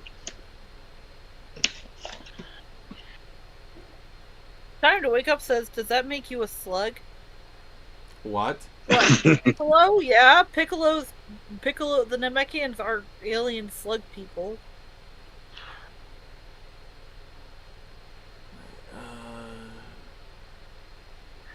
And of course, my all-time favorite abridged joke is Freezer and Nail going at it, and he's like, "Yes, you see, I'm having trouble getting these Dragon Balls to work. Have you tried working the shaft? Nice." Oh my god. And he's like, Wait. and he's like, "No." Yes, Lord Guru. Who's out there? I think it's the guy. He goes like, "Go take his coat." I think it's the guy who's been slaughtering our people. Don't take his coat now. I do What's he apologize. want? I do apologize for the way this looks. It's just it was like way too dark for me to do anything, so I need to figure out how I'm gonna do this. He's like, what is he wanting? He's asking about the Dragon Balls. Did you tell him to work the shaft? Yes, I did, Lord Guru. Good job, Nail. like that's a common like it's a common thing that will come that they come out to see people. Did you tell him to work the shaft? Yes. Good job, Nero. Oh, it sounds like you just you busted out your Morgan Blackman voice. Oh. Your Morgan, Yeah, well, your Morgan Freeman. my Morgan Freeman. Yeah, sometimes I can do that. Sometimes I can't. Poor Andy. Never saw it coming. When they found him, he was just wearing a tree skirt and a bow. We need to like try again with that Skyrim one at some point. Skype Livian, let's do that.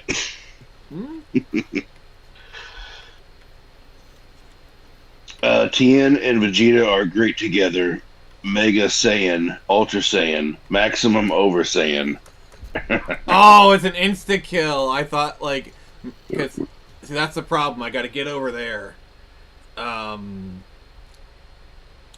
It's just the electricity is like a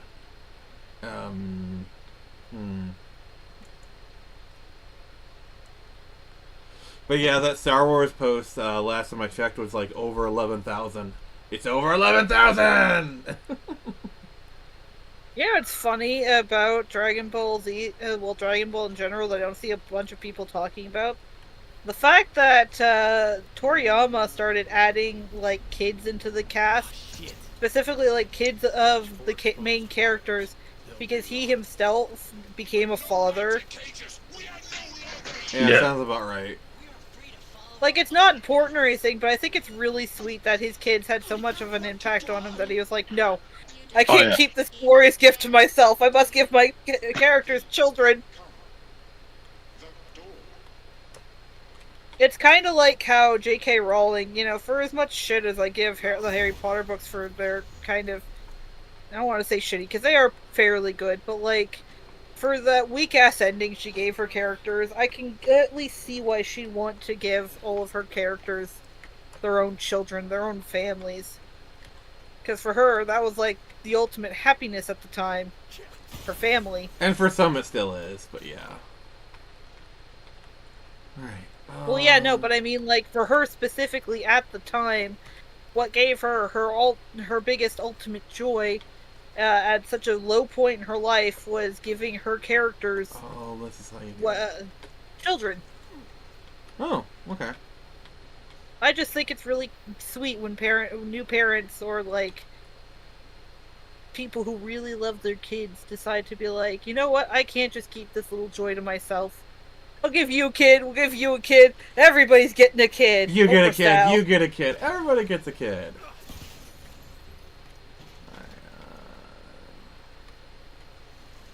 I may or may not be doing that in my game, we'll see. Yeah? I still would love... Speaking of my game... Oh, yes, and feel free to share links, Nix. I wasn't talking to you, Siri. Shut up! That was GLaDOS, by the way. No, my phone decided to activate. Oh, God. That's funny. I was like, no, not you, shut up. But, I have considered making it not just a game, but games, plural. Ooh, franchise. Yeah, at least a little series, 2 or 3 of them. I think you should. Maybe do it. 2. We'll see.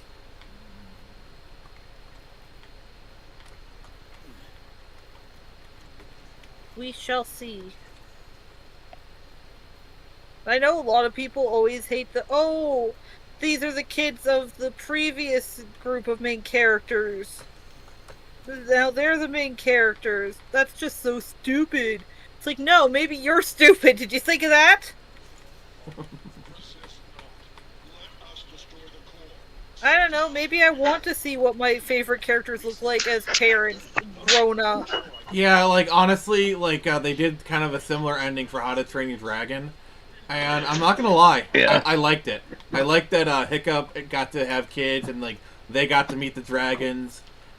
Like, How to Train Your Dragon trilogy may not be perfect, but it's a lot better than most, I would say. Yeah.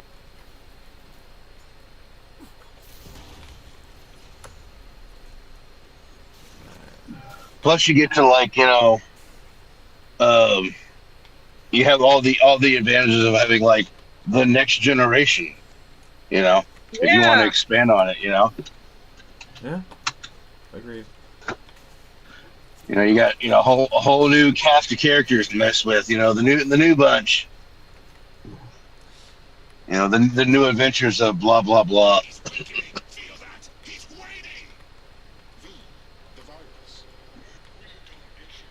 Which, like I said, was I think that's what Dragon Ball was supposed to be, or Dragon Ball Z was supposed to be. You know, initially was, you know, the passing the torch to Goku's son, but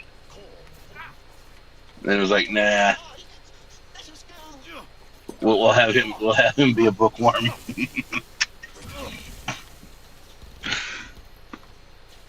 But to be fair, he is the most powerful bookworm in existence. Yeah. And one of the richest, too. Thanks to Videl and her father. Yeah.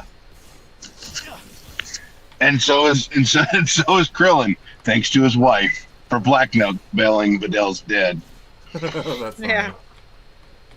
Well, also, Krillin has a successful job as a police officer, so... Yeah. And then, like, I can't remember if it was in Super or if it was in the movie, but like Krillin like tells his wife, he's like, I gotta go, there's an emergency, you know, and he's like kisses his wife and kid, and then he flies off, and then like Android 18, she looks up and she just goes, he's so cool.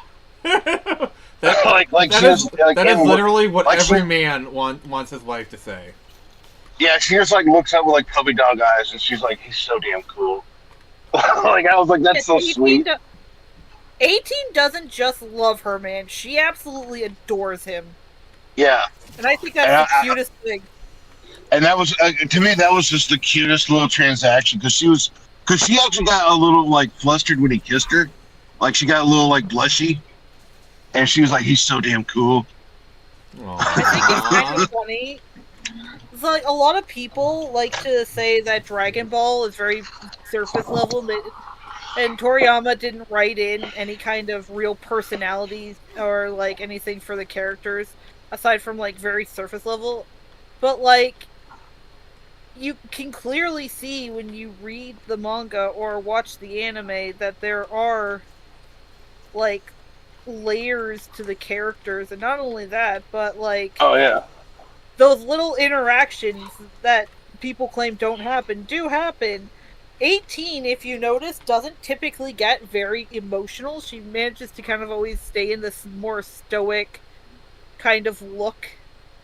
But when it comes to Krillin and their daughter, she is very, very genuinely happy, and she feels that she can show that happiness more openly. yeah. That is love, baby. That's love. Which is what so many people aspire to. Yeah, and I like how her brother kind of like got his own little. He never really heard about him for a while, and then until Super, and then Super, you find out he's got his own thing going on. Yeah, he's a park ranger. Park ranger for an animal preserve. He's got a couple adopted kids and some biological kids. He's got a wife. Yeah, and that's actually kind of like a good touch. I said that's actually a nice touch that he's an animal preserve park ranger, because that's kind of like that's kind of like like a good like I'm thinking of the word here, like that's a good like celebration of like Android 16, you know. Yeah, exactly.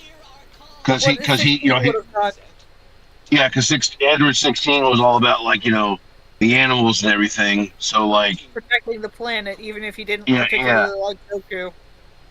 Yeah. I think 16's existence is kind of the most tragic in Dragon Ball, because like for someone who was designed to be a weapon, you can clearly tell he doesn't want to be. He loves the planet. Yeah. He loves life, and he wants to preserve it as much as possible. You don't need to be a gun. If it weren't for his programming, he'd get along just fine with Goku, but that programming kind of forces him to dislike Goku. And it's really sad because like it is confirmed in the superhero movie that Android 16 was the son of Dr. Gero. It just makes it even worse. It makes it even worse because he doesn't act like, you know, his son. He's just a whole other person. So he basically wiped the memory of his son. You know, or I think maybe that, or maybe his son did die and he based that off of him. But either way, it's just kind of crazy that you'd make a weapon design like look like your son. What do we got for comments?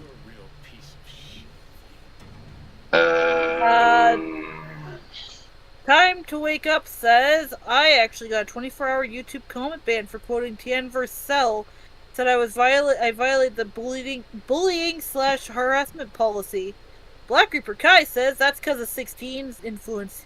Yes. Mm-hmm. He also says it's time to wake up. It's time to wake up. It's Tien Shinhan. There is no I. Okay. I get it. I don't, so. Yeah. Oh, come on. I just got pushed. He also says wrong. 16 was based off of Jiro's son. Yeah, based off his son. There you go. Yeah. All right. That's I got that wrong. Yeah. I'm pretty sure I heard somewhere, although I don't know if it was confirmed or if it was just a theory, but a game theory. People had said that the reason 16 is so peaceful is because Jiro didn't want to lose his son a second time. Like I said, that as far as I know, that's probably just a theory, but if there's any canonity to it, that's sad. Yeah. Sweet, but sad. Yeah. And And honestly, it kind of like maybe I'm thinking of it deeper than it is, but like it's kind of sad when you think about like Can you hear me? how so set on revenge was Dr. Gero that he actually could make like these like wonderful inventions, but it was all towards evil. You know. Like that scientist dude from Spider-Man. You could cure cancer with your inventions. I don't want to cure cancer. I want to turn people into dinosaurs. Oh Yeah, pretty much, yeah, yeah. the guy from Marvel. Yeah, I love that one. About the city's dark side. Yeah. I think they'll mean. I think for some reason, one card. Like just like all right, fair enough. Turn people into dinosaurs, I guess, or turn people into. Yeah, actually, I don't know why people call them androids. 16 was like. I think 16 was an actual android. 17 and 18 were more like cyborgs. Yeah, they were cyborgs, so I don't know where the android thing came from. Yeah. I think Because I think they just did it just that, like for no confusion or whatever. What happened to Del? I don't know. It's kind of sad though, because you think about 17 and 18, whose real names are actually Lapis and Lazuli, which is kind of interesting. They never refer to them ever again, and the two of them never bring up their real names, so it's kind of like the real names have just been lost even to them. Yeah. It's really sad to think about. But they were just kids on the street that Gero picked up and experimented on. That's fucked up when you think about it. Yeah, it really is. But it also adds another little layer to their eventual fates. Like, they both get a family. They were just orphan kids on the street. Yeah. Started from the bottom, now we're here. And they got superpowers, Yeah. Black Cooper Kai says 16 was an android, 17 and 18 were cyborgs. It was a dub error. Yeah, I figured. Yeah. It's kind of interesting, too, to think about, because android wouldn't even be the proper term for 18, considering she's, well, a female. So the correct term would technically, if you want to be super pedantic, gynoid. Most people, android to me, I feel like is genderless, but we can argue semantics some other time. Well, the word android kind of comes from, well, the beginning of the word comes from the Greek word for man, like man as in male. So okay. It's specifically for male robotics, and gynoid is like the Greek for female, so female robotics, but it's become over time a more gender neutral word. Yeah, kind of like the word dude. That laziness, I feel like. Yeah, kind of like dude is a bit of a gender neutral term now. Gender neutral thing. Unless you're talking to specific leftists. What? You think they of all people would want it to be gender neutral? Yeah, but apparently you call people dude or man by strictly through gender neutral terms, or bro, and they think you're misgendering them. But brah! It's time to wake up says turn people into dinosaurs. 93 Mario Brothers movie ripoff. And Black Cooper Kai says same with Gohan's age. In Cell games he is 9 years old. Yeah, that's. And they try to say he's like 10 or 14 or something in the dub. I think it's to make it less fucked up, but either way, that's a kid fighting an adult. Or I guess technically, since Cell's like only God knows how old, a kid fighting a kid. It's like a Hunger Games kind of thing, proto-Hunger Games. Less kids killing kids. Black Cooper Kai says people like to argue with me about that hardcore. Trying to set up a mass. 11. Oh yeah, they tried to claim he was 11. I said it was like 10 to 14. It was in that age range. Yeah, I've never heard that little verse in Dragon Ball, so I'm letting you guys handle it. And a teenager in the games. Fair enough. Okay. I feel like they tried to age him up in the dub just to make it a little less fucked up that this kid is fighting a monster. Oh yeah, kind of like what they did with Game of Thrones, where they aged up some of the characters, so some of the shit that was happening to them was a little more palatable. Which is kind of fucked up in its own way too. Yeah. But you know what? I'm gonna say it. If I'm gonna be made to feel uncomfortable with like SA and shit, we'll just go all the way. I'm not. I am not a pansy. And I am very aware horrible shit happens in the world. Mm-hmm. Alright, what happened? The real teen Gohan is 16 in the Buu Saga. Yeah. Which is kind of funny to think about. He's like in high school. He has high school friends. And a little high school life. And he's still dealing with this shit. Yeah, just imagine you're in the middle of 5th period. And your uncle just literally crashes the roof and says, Gohan, you gotta come with me. It's the end of the world. And you have to like fly off with your uncle. And you just imagine just like talking to your friends the next day. Like, what happened there? See, interestingly enough, Gohan and everyone else around Gohan did their best to keep people unaware of like the flying and shit that goes on. Gohan never flew in front of other people for the longest time. Especially in that arc. Which, fair enough, because he has a superhero identity and he didn't want people to connect the Great Saiyaman. No, it's the Great Saiyaman. Fair enough. But, I really wish, even if just in the dub, they had a moment where Gohan's fighting someone and just stops full on and it's like, man, my high school test was harder than you. Oh god, that sounds awesome. Come on, take one shot at high school through Gohan. He's like, or hell, do it with Trunks or Goten, because they're like going through school right now. Or just imagine like he has to do the rope, and he's like, all right, I have to do it without using my flying, because like I could very easily cheese it, but I want to do this with my strength. And Time to Wake Up says, wasn't Gohan 5 when Nappa wrecked him? I think he was like 4. So, around that. Thing is, I never understood why they tried to hide everything from the common people, because it's not like it was that much of a secret to begin with. Really, but well, it's because everyone thought that it was like Mr. Satan doing all this shit. Hercules, if you watch the dub. But I don't understand it completely either, but I think it was just because a lot of them wanted to like go on and live a normal life without that other shit interfering. Yeah, because I mean, they already knew about the Saiyans because of Nappa going on a worldwide, rampage, and I mean, hell, Master Roshi blew up the moon. And then didn't Piccolo also blow up the moon later on? Yeah. Yes, he did. Which is fucked. You could just rip off the tail, but sure, we'll blow up the moon. We'll just fuck the entire Earth over. Yeah, who tides? Who cares?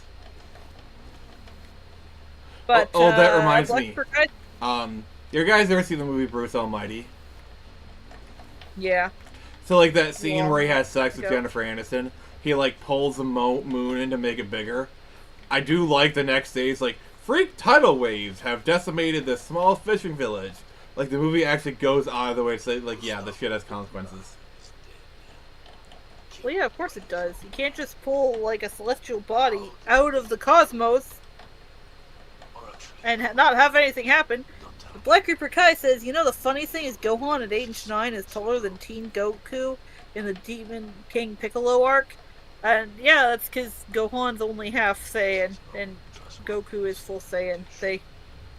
Which I find is hilarious when you think about how Saiyans age physically. And I get the reasoning behind it, but I just think it's funny. Poor Goku.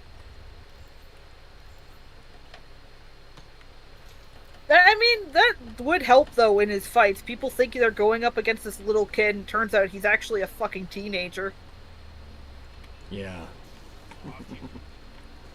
Black Reaper Kai says, no, it's not the Great Saiyaman, it's the teenager with attitude. Ha ha ha ha ha ha. Alpha, we're to escape. We're to keep a Saiyans with attitude. Black Reaper Kai says he was 5 in the fight with Nappa. Okay, I was wrong. Gohan was 4 with Raditz. Ah. I didn't realize there was a whole year apart. You'll have to forgive me.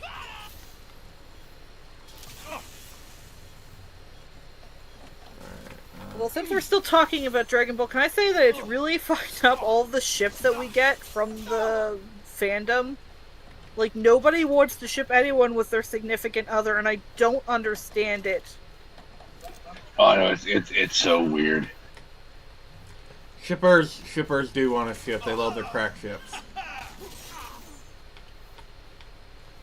But, like, you'll have members of the Dragon Ball cast being shipped with Sailor Moon and the Sailor Scouts, and it's like... I could maybe... The only thing they have... I could see Gohan maybe getting along with Usagi, but that's about it.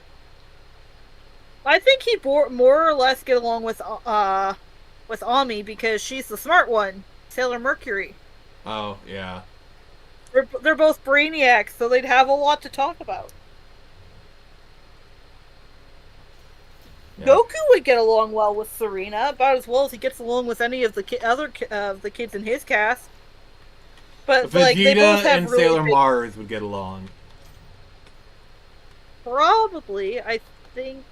Although there'd be a bit of a fight, maybe. But Goku and Usagi have a little in common. They're both aliens from another planet, and they both have a really big appetite, like tremendously big appetite. They were both actually, all of the Sailor Scouts were raised on Earth. But Usagi, especially, we get to see a lot about her family and how she was raised on Earth.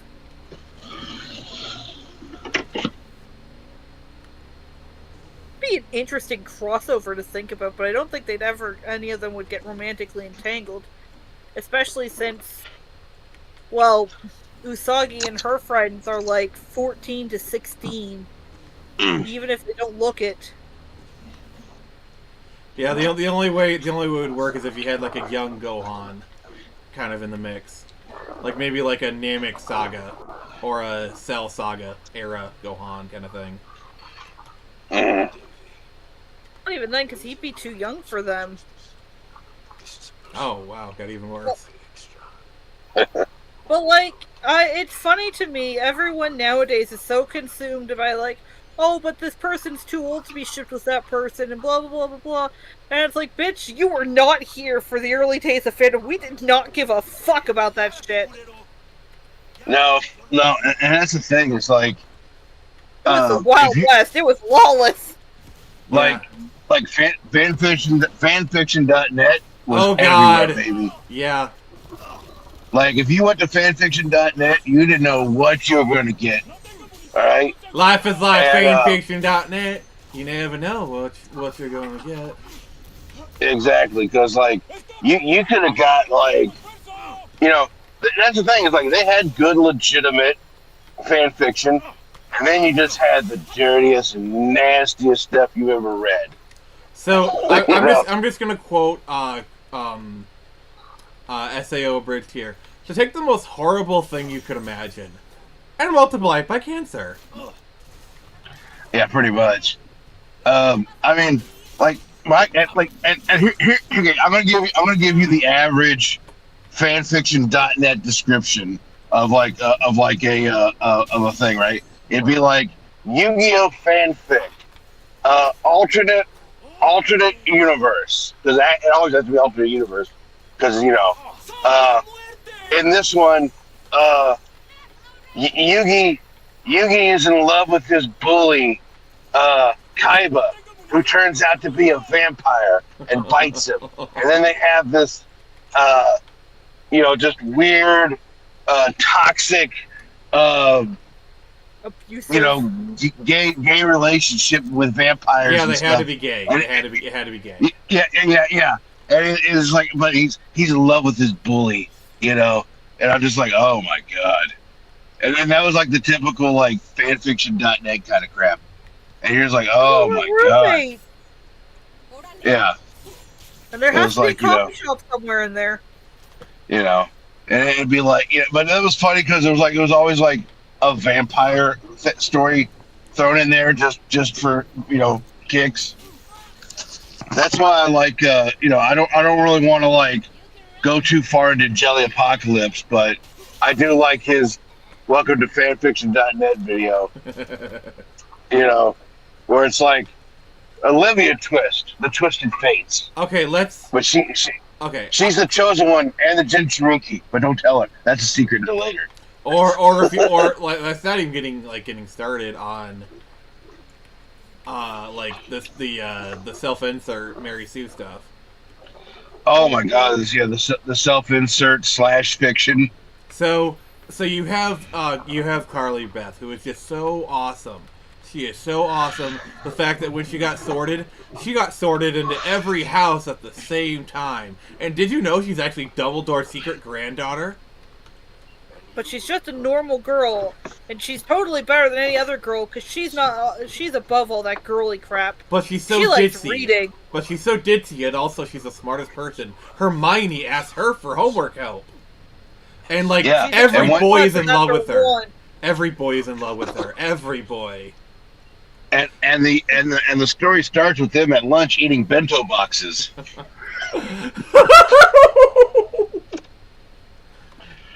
Kawaii, and they get a sweat droop on their face. And her best friend is a person who's actually Voldemort's is Cursed Child just bad fan fiction? Yes. But we're getting the best part. The best part is Harry Potter is actually a vampire, and he wants to turn her to the side of darkness and become lovers in eternal night. He's not. Not only is he a vampire, he's actually secretly a Cullen. Oh no! No, that's Draco. They always go for Draco. And then in one of the chapters, Sam and Dean somehow show up at Hogwarts, and they're also in love with the main character. That's less bitchin'. Like somehow the Impala just shows up in the Great Hall for some reason. We don't know how, considering the anti-Muggle thing that Hogwarts has. You know, because all of the magic in the castle, they explain it very clearly in the series. The reason they don't have a whole lot of Muggle shit that actually works in the wizarding world is because their magic shorts it out. Fucking Ron's dad is kind of almost revolutionary in the fact that he just really likes Muggle stuff a lot, so he keeps a lot of it around and enchants it so that it'll actually work. One of the things that I always love very well, very often, is the fandom thing of why don't Muggleborns bring in pens? Just let that kind of simple thing. Why don't Muggleborns just bring pens in? You know that I just love those ideas. Why don't they just use guns in Harry Potter? Jesus fucking! There's actually there's literally a fanfic of what if Harry had a gun. There's been several. All right. I gotta read some comments here. It's time to wake up. Says Rainbow Bright is better than Sailor Moon. I almost thought you said Sailor Rainbow Brute. I was like, yeah, if it ever comes out, maybe. No, she's not better than Sailor Moon. Nothing. You know what? I like Rainbow Bright. I like a couple of the shows, certain animation stuff. But Sailor Moon's always going to be the best thing in the world to me, magical girl-wise, because it has, hands down, the best transformation sequences. Nick, at least in the beginning. Have you ever explored any of the other magical girls, like Pretty Cure or Magica Madoka? I've tried. Not Magica Madoka, because I don't... I'm gonna say it now. It's not very... I don't know. I don't like really gritty, trying to be edgy kind of stuff like that. I've never watched Magic Madoka, but I have watched Kamen Rider Gaim, which was done by the same guy. I find a lot of people who are fans of Magica Madoka don't really like magical girl stuff the way they say they do. And they find, oh, it's just kiddie stuff. Oh, it's so trite. This is real adult shit. And it's like, okay, well, thanks for souring me on this thing. Okay, the best way I can describe Magic Madoka is to the magical girl genre what Neon Genesis Evangelion is to the mecha genre. Ah, so depressing. depressing, kind of subversive, like takedown of the genre kind of thing. You must become still. Well, that makes me not like it even more. I do like it. I don't want Evangelion. subversive shit. All which you must Get do in the is cockpit, fulfill Shinji. Are you ready? That Black Reaper Kai says, "Oh, there is a porn with Sailor Moon and DBZ, a hentai." Rule Yeah, 34. there's several of them. Rule 34. There is a shit ton of it, and there has been a shit ton of it ever since I got on the internet years and years ago. At least that's as far back as I can track. If it There's exists, probably there's a way porno more. of it. Very well. The initial techniques of meditation are best undertaken with Like, Let us like for example, like there's probably crossovers of anything you can imagine, like supernatural. Oh my god, yes. A supernatural Harry Potter porn where like Hermione's having sex with Dean Winchester, and I am so sorry for giving you that image. Yeah, you should be. I'm suing. You're suing. this is meditation. Yep, turning the American spirit pastime against them. But Nix, your money, it literally means nothing. It's funny money. I've held it. It's Monopoly money. You know, that doesn't make me want to stay on anymore. Okay, fine. Canada is the best place ever, and the money is like the best looking money ever. It's totally better than American money. There, you happy?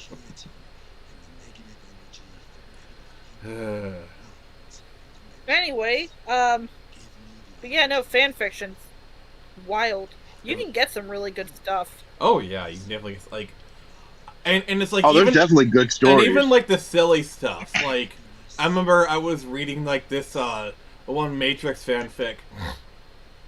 I was by a person called Sugar High Pixie, which says so much. It was just like balls out insane. It had like Neo in a tutu, like just bouncing around, and like one of them was just like poke, poke, poke, poke, poke, poke, poke, poke, poke. Like it was batshit insane, but in like the best kind of way ever, you know?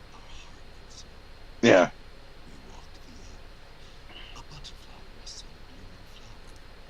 So yeah, like you know, fan fiction doesn't need to be like straight laced serious. Like it can be hilarious, like insanity kind of thing.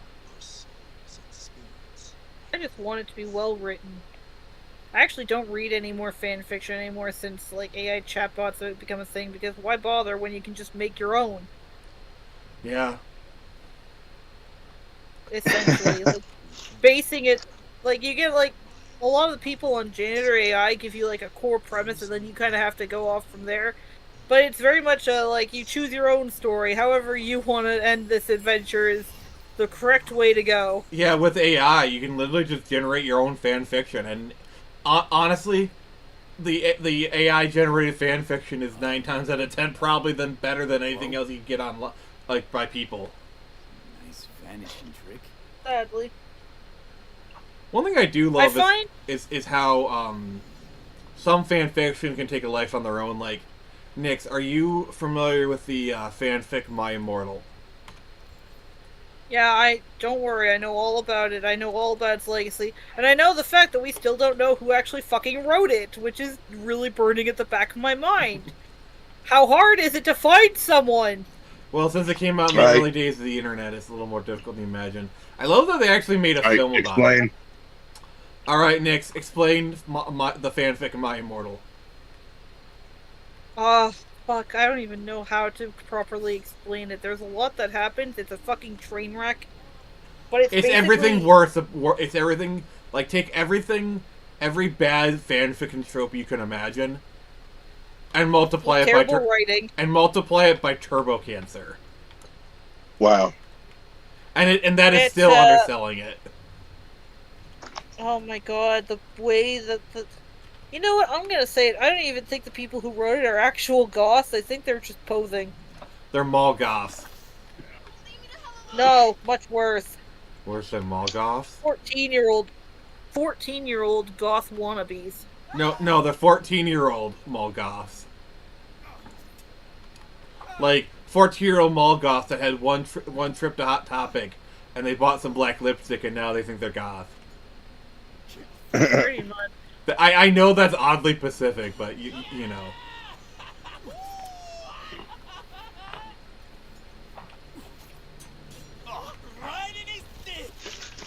Wait, did he just say right in his dick?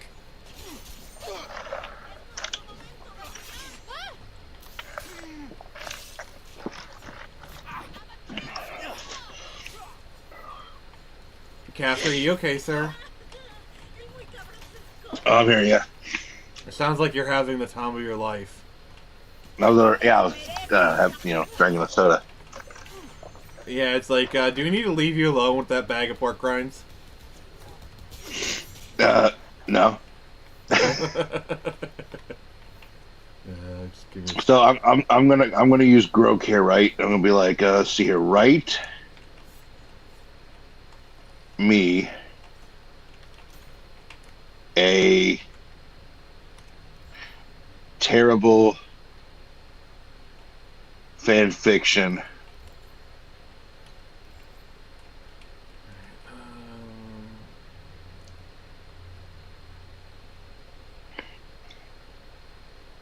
using all the bad tropes. Oh no, what have you done, sir? Well, let's see what let's see here. Is a secret daughter gonna come about at one point? Let's see. And the secret daughter is going to be the main character who's actually the heir to the entire fortune.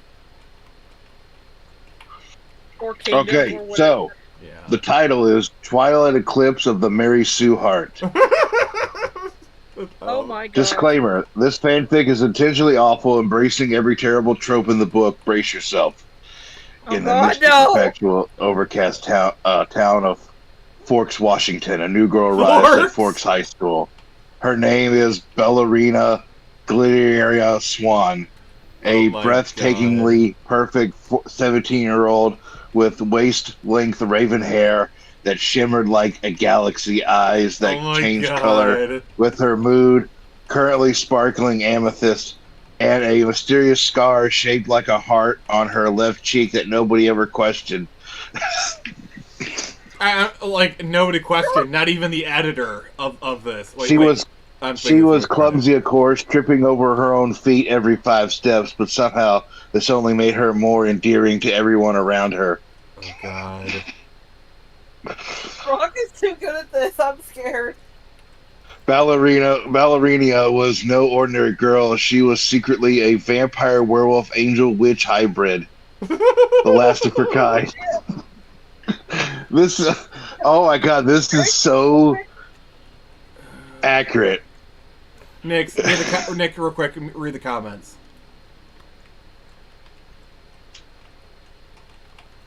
Yeah, I'm not reading that. Okay.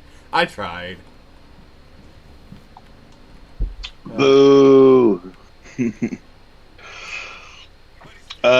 Yeah, she was secretly a vampire, werewolf, angel, witch hybrid, the last of her kind, destined to save the world from an ancient evil that nobody bothered to explain. Her tragic backstory: her parents were killed by a rogue demon when she was a baby, but she was raised by a wise old mentor who conveniently died just before the story began, leaving her with a magical amulet that glowed whenever danger was near, which was always. Oh, this just goes on and on and on and on and on and on. Even though the tragedy happened when she was just a baby, she can still remember every last detail. Even though she was 6 months old. Okay, so here's, and it actually gives me a list of the terrible tropes that it used. It says the Mary Sue protagonist, the love triangle +1, instant soulmate bonds, clumsy but lovable heroine, tragic backstory with dead parents, mysterious amulet, overpowered hybrid, secret twin, brooding bad boys, shirtless werewolves, vague prophecy, jealous mean girl, deus ex machina resolution, time skips, random new characters, generic evil villain, the power of love, unrealistic high school dynamics, magical glowy eyes / hair, and polyamory as a cop-out. As a what? As a cop-out. Oh yeah. Let's just become a throuple. It says, if you want me to write it even worse or add specific fandoms, let me know. Specific fandoms. Please don't give Grok this power. Please, please. Yeah, it says. Do you want It to make says. me worse? Yes, Yeah, always. it said make it sillier. I'm gonna do it. No! Alright, everybody else in the chat, this stream has just gotten bad. In the perpetual soggy glitter dusted town of Forks, Washington, the new girl pirouetted into Forks High School. Pirouetted. Yeah, the 14-year-old girl, she got a thesaurus for her birthday. She pirouetted into Forks High School on a unicorn-shaped skateboard. Her name... Yeah. No, wait, I have to ask, how the fuck do you pirouette on a skateboard? I don't know. Don't Her question name it. was Ballerina Glitteria Rainbow Swan. Oh my god, I love this. That's her whole name. I can't even pronounce this word. Ludicrously.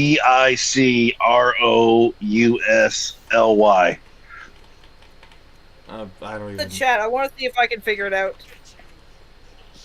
I have no idea what the hell that word is. Alright, chat, what should Caster add to this miracle of literary genius? Oh boy, Caster, she wasn't pick a just any word. girl. She was a vampire, werewolf, angel, witch, unicorn, mermaid, dragon hybrid. The last of her kind. Of course. Caster, do me a solid. Type the word out in the Discord.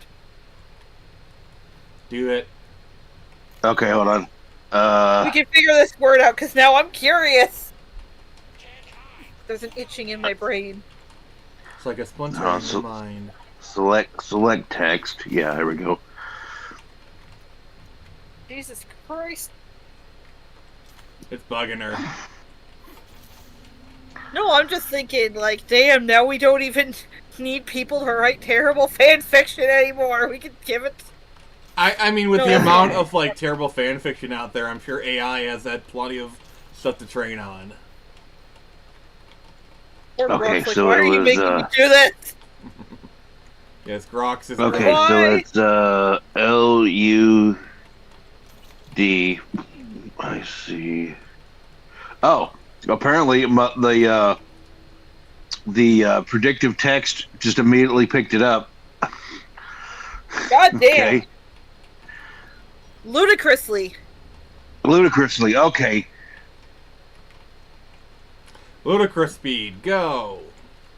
That does not how. Okay. Yeah. Okay. This doesn't look how it's. Doesn't look how it sounds. I don't know. Yeah, that's how they get you. Yeah. Gotta watch out for those silent letters. Right. Yeah. There was a point, like, a year or so ago when I was trying to figure out the word incredulously because I wanted to fucking use it in something, and Google, for the life of me, could not find it. It's just like, oh, did you mean this? Did you mean that? Did you mean this and this and this? And I'm like, no! No, there's a very specific word, you stupid machine! Alright, I need to add a fandom to this. Give me a fandom. Batman. Okay. Yeah, works. Alright. Nix, read the comments. Yeah, go by the with way. Batman. Yeah, read the comments.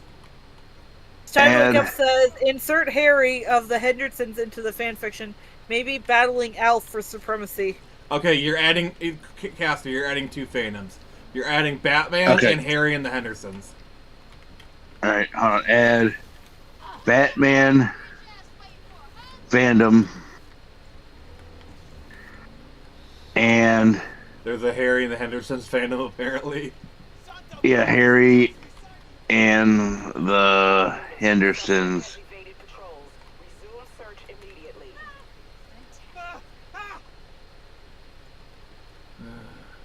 Fandoms. Alright.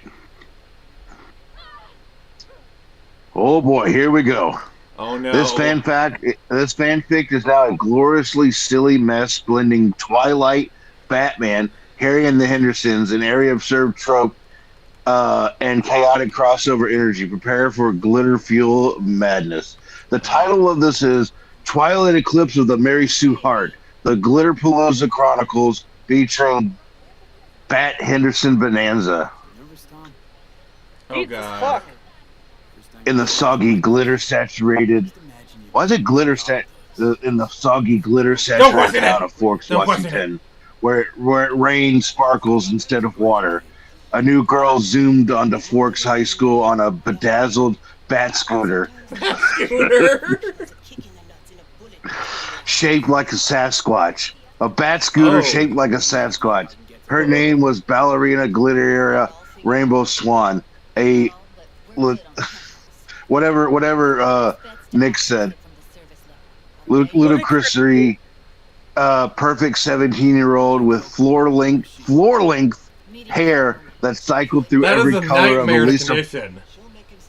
This is one hell of a sentence. A floor-length hair that cycled through every color of a Lisa Frank binder. We're in the 90s here, apparently. We're in the 90s. Currently electric lime with holographic stars. Eyes that shot rainbow laser beams when she sneezed.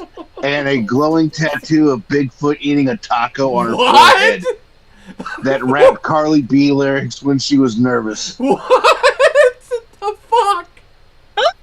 What the fuck? So she was clumsy. She once tripped over a passing comet, but this made everyone worship her like a glittery goddess. Ballerina was no mere mortal, though. She was a vampire, werewolf, angel, witch, unicorn, mermaid, dragon, Batman, Sasquatch hybrid. Alright, I gotta read It's Time to Wake Up She's comment. literally Batman. Yeah, she's the goddamn Batman. The last of her kind. Destined to save the multiverse from a nebulous evil called the Grumpy Frown. Oh, God. Her tragic backstory, her parents were abducted by a sentient meatloaf, but she was raised by a talking narwhal named Admiral Glittertusk, who... All right. Ladies and gentlemen, we have officially become Adult Swim. Oh my Get God. your doobies out. Read the comments. It's time to wake up. Ask, who is the largest purchaser of glitter, and what is it actually used for? Crafts mostly, as far as I can tell. Actually, No, it's kind of it's a bit of a meme, actually. But she was raised by a talking narwhal named Admiral Glittertusk, who imploded into a shower of jelly beans before the story began, leaving her with a magical kazoo that played Sweet Caroline whenever she was in danger, so near constantly. Oh, that'd be so annoying. Bop, bop, bop, just constantly. On her first day, Ballerina backflipped into the cafeteria, accidentally yeeting her tray of glow-in-the-dark quinina. Quinoa. You know what I think it's called? What? The thing, quinoa. Quinoa. She was vegan who only ate food that moonwalked. So she only ate Michael Jackson. Okay. Yeah, so she hit it into the chiseled face of Edward Cullen, the 104-year-old vampire who sparkled like a clearance rack at a craft store. His golden eyes narrowed. You got me to just snort. I hope you realize that. His eyes narrowed as he hissed, "You smell like bubblegum injustice." And he's all out of bubblegum. Gosh darn golly, Ballerina squealed, her rainbow eyes flashing like a rave. Her taco Bigfoot tattoo spat out Bodak yellow at full volume. What the fuck? Remember, she has a tattoo on her forehead of Sasquatch that raps Carly B. What the ever-loving fuck is the shit? But, ladies and gentlemen, we have officially entered a fever dream. Edward grabbed her glitter. I couldn't fucking breathe. I fucking almost out. Edward grabbed her. I'm actually crying. Edward. Oh my God. I can't read the next line. Go Edward do grabbed it. her glitter. Edward grabbed her glitter-crusted wrist, his icy touch making her burp glitter. You're not like What? other girls. No Yes! shit, Edward. Yes, you're covered in glitter. He broodingly declared, adjusting his sparkly cape because why not?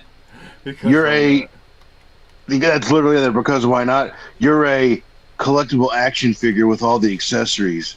Now that's a pickup line.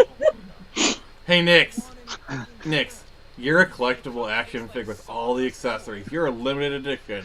I had to wait in Comic Con. Oh God! I had to go to I had to wait in Are you Comic Con Men line in for Box? 5 hours. Before oh my Ballerina, God, I'm actually crying. Nix, My throat hurts. Nix, so bad. are you swooning yet? You're a limited edition action figure.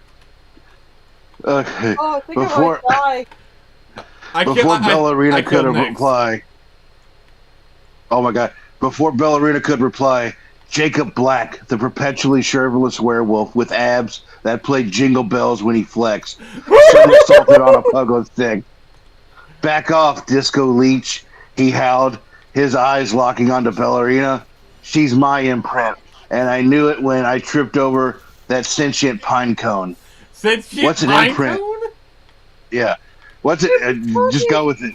What's an imprint? Ballerina asked, juggling flaming marshmallows that materialized from her pockets. What the fuck? It means you're my soulmate. It means you're my soulmate. And when we're fated to open a Sasquatch themed taco truck, Jacob What? said, doing the Macarena to seal the deal. Oh my god. Oh, wait, here we go. But then a dramatic whoosh echoed as a Batman signal lit up the cafeteria, and Bruce Wayne, aka Batman, swung in on a grapple hook, his cape inexplicably covered in glitter. He was brooding harder than Edward, his cowl adorned with tiny Sasquatch stickers. Ballerina, he said, as he growled into his gravelly Batman voice. You're the key to my heart. The back computer ran a 99% match. I can't hear it. I can't hear it. Do it. You must continue. We must finish the fight. You're the key. We've broken him. We've broken him. You're the key to my heart. The back computer ran a 99% match on our soulmate algorithm. What? Before He had contingency plan. This is contingency plan. before anyone could process this, a 7-foot-tall Sasquatch named Harry Henderson crashed through the wall, riding a unicycle wearing a Hawaiian shirt. Roar, he bellowed, which translated to, Ballerina, you're my adopted human sister, and our family bond is written in the Bigfoot prophecy of yodeling. Then suddenly Ballerina's kazoo blared Sweet Caroline, confirming that Edward, Jacob, and Batman and Harry were all her soulmates. Or soul sibling in Harry's case. Oh, pickles on a Pop-Tart, she cried. Oh, God. Okay, before you go any further, I just want to say this. Sasquatch taco trucks actually sounds like fire. Yeah. Oh fuck! She cried, accidentally turning the cafeteria into a giant bounce house. How do I choose between 4 perfect hunks who adore me for 0 logical reasons? Oh, the entire cafeteria now bouncing. The entire cafeteria now bouncing like a rave on a trampoline, gasping in unison. Jessica, who was inexplicably jealous despite being terrified of Sasquatch's truth. She's such a Mary Sue, but no one cared because Ballerina was basically glitter supernova. What? Oh, now we got a time skip. 2 hours later because the plot is overrated. Oh, I have to take a break. Yeah. Oh my god, I hope it was good for you. I need a cigarette.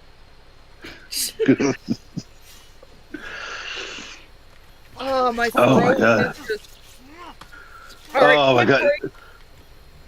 Because the thing was, I was doing the bat voice just because, to be funny, but then it said in the gravelly bat voice, which was what got me laughing. It's like, you're the key to my heart. The bat computer ran a 99% match on our soulmate algorithm. Come back to clouds. Or I end you. God, I'm actually fucking crying. I almost passed out. Oh, man. I haven't laughed this hard in so long. Oh man. Oh, I'm gonna put down on the timestamp around 2.5 hours. Yeah. This this fan fiction needs to be read. Yeah.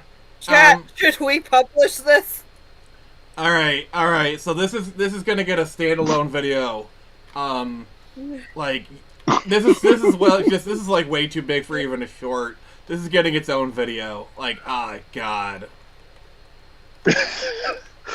Caster reads fan fiction. Hey, terrible fan fiction. And Caster, I need you to copy and paste it. I'm gonna include a download link for the text document in the video. Oh, okay, hold on. I can do that. Hold on. It knows what it's doing. Oh fuck. I got it copied. Where you want me pasted at? How long is it? You killed her. It's quite long. There's still more story to go. Can you put it into a text document and then send it to me? Wasn't my fault. Yeah, I'll put it on. Let me put it in notes here. Let's see, paste. Okay. All right, I'm gonna be right back. Need a little. She needs a break. She needs a break. Damn. Oh my god, you have no idea. I legit laughed so hard I almost passed out. I got lightheaded. I was snorting there a couple times. My body Honestly, was just like I thought you were a gonna piss whole on other yourself. level. Process all this in peace. Oh fuck, I'll be right back. See you, Judy. Also, I have a new idea for a stream at some point. Like, we just generate really bad fan fiction and read it on stream. Oh my god, yeah. But it has to be like, it has to be like the chat gives us the ideas and we just push it in. Yeah, for sure. Yeah. Yeah. So it's like we vote on it. Like chat. Okay, what fandom we gonna do? What tropes are we gonna do? Tell you what. So we're finishing up Cyberpunk next week. The week after that, we will do a special stream where we do the fan fiction stuff, and then they'll go to the next game. Oh my god. Whew. Oh man. Yeah, that's good. That's oh god, yeah. I haven't laughed that hard in forever. Oh my god. Oh my god. I said wild. Make something bad. Oh man, I tell you, that was all AI generated. And the thing was, it was in on the joke, so that's why it was making it intentionally stupid. Yeah. Yeah, I told it to make it intentionally stupid. Shit, where's trying to get the Dropbox. Where the hell's it at? There we go. Let me upload it to Dropbox. Let's see, how do you upload? Is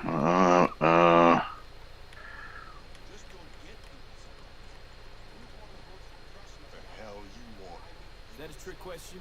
This is a party, right? Alright, let's just kinda... Alright. Chill. Chill.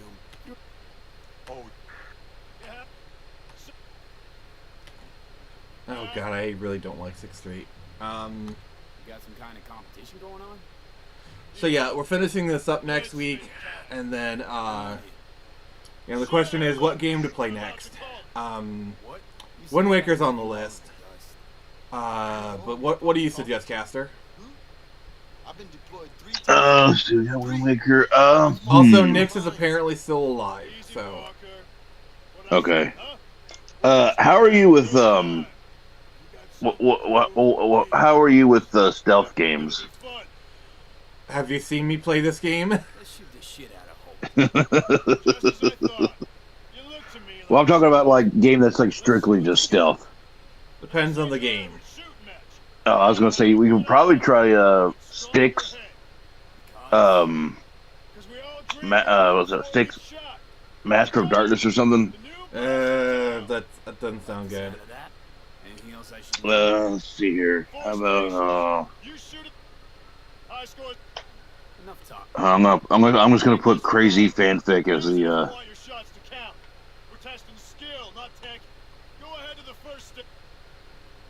Crazy Fanfic as the name of this. Rename. Sure, whatever. All right, and then Oh, okay, I gotta do that. Okay, we're doing one of okay, these. I got a link. Oh God, right, yeah, I'm sending a link in. Lug very much missed out. 12 seconds, go! Oh yeah. No. Just don't go past the line when shooting. Automatic disqualification. All right, it's in the chat or the yeah, it's in the Discord now. Stop! Next station. All right, Oh Superman man, 64. It's time to wake oh up. my god. Here's what you can do. Okay, so on Tuesday, Yeah. what you do is you send a $5 super chat, or you can send it now. That is also valid, and I will play Superman 64 for a half hour. Oh man. So if you send it tonight, I will play it for a half hour, I'm telling you, man. or you can do it on Tuesday. I do agree with it's time to wake up. Sasquatch Taco Truck does sound pretty fucking good. Shoot! You got 12 seconds. That sounds like they make good shit there.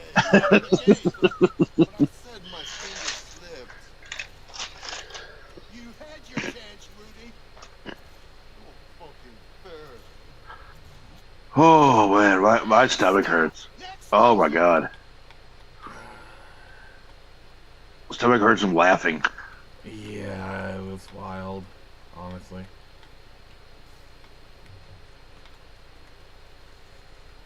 I don't know why. It's just that whole Batman scene just got me. Yeah.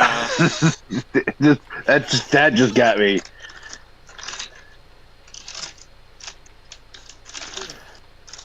You got 12 seconds. Go, go, go. Hey, toe that line. We don't like cheating. Oh.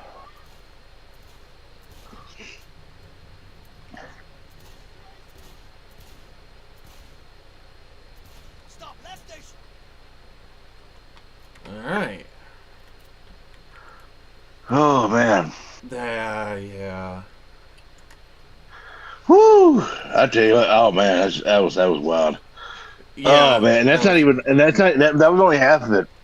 'Cause we got to the time skip. Yeah, there's a whole 2 hours later section. Oh dear But God. we'll save that for later. Oh boy, oh boy. Warm. What else would it be in this heat? Shoot! 12 seconds. Don't forget the line. 1 2 over and you're gone. Oh fuck. Are you okay, Nix? I'm better now. I've got freezies. That's it. Go check your stats. Say again, please. I said I've got freezies. Freezies? What are those? They're like little popsicles in a tube. Oh yeah. Oh I yeah, remember those. Yeah.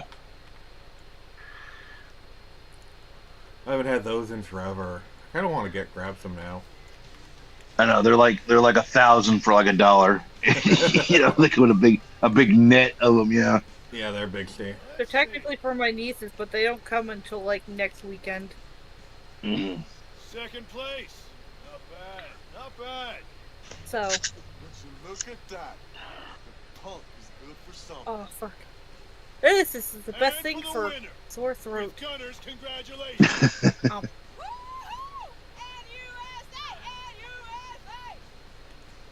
And now, let's drink. 6th Street. 6th Street. So a Mexican Navy training ship crashed into the Brooklyn Bridge in New York. Wait, what?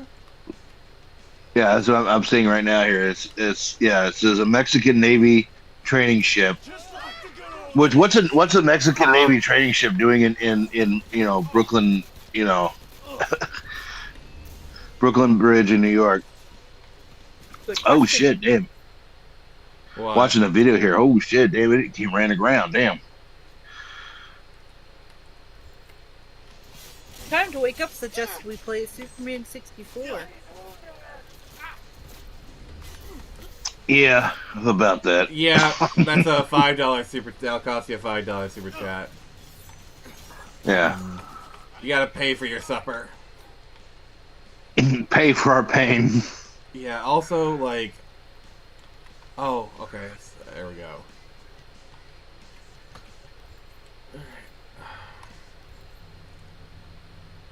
Oh man, what's missing out? He really is. Oh yeah. Well, you know, he's playing hooky, right? Yeah, totally. he's got his Dark Age to kind of figure out. As I'm saying, yeah, he's got Doom Dark Age. Yeah, we won't see him for like another, 6 months. So Yeah, pretty much. So yeah, he'll be gone. Yeah. Yep. So I will say that this Tuesday, the game we're gonna be playing right off the bat is Golden Sun. A lot of people have been requesting that of me, so I'm gonna take care of it. Yep. And then tomorrow on the live stream, we're gonna be talking about Pokemon and why it's important. And I called in a favor, and Nix will be joining us. Potentially. Potentially. Okay. Ugh. I want to make it, but my life is hectic. Yeah.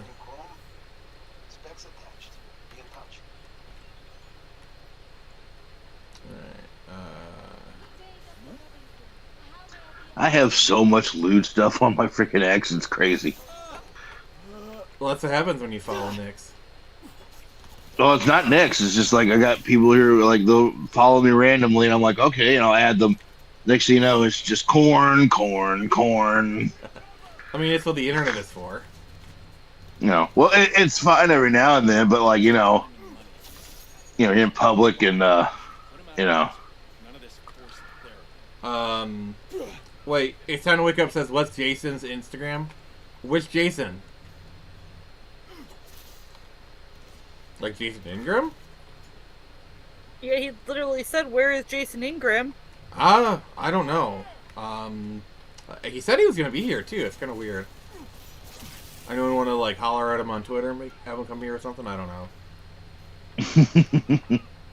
Get your ass over here. What'd you say next? I said he's not here to flex on us. Oh yeah. Yeah, exactly. This is flexing.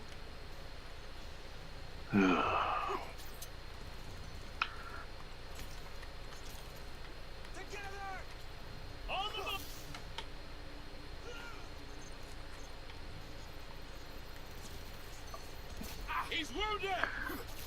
No, I'm not. You're just dead. I do love these throwing knives. All the headshots. Alright.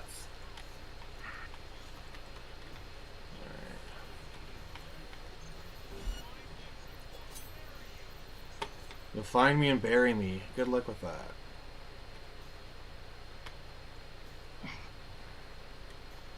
For some reason, my phone pulled up Google's support YouTube help. I don't know why. May have had something to do with what I said earlier about me dying, laughing. Yeah. Oh no! If you're not okay. Yeah, I need to look at the Google support for the polls. I keep meaning to do that.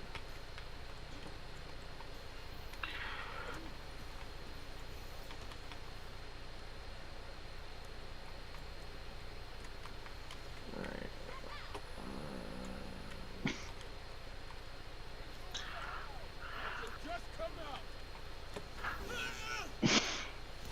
So what's going on Twitter, Caster?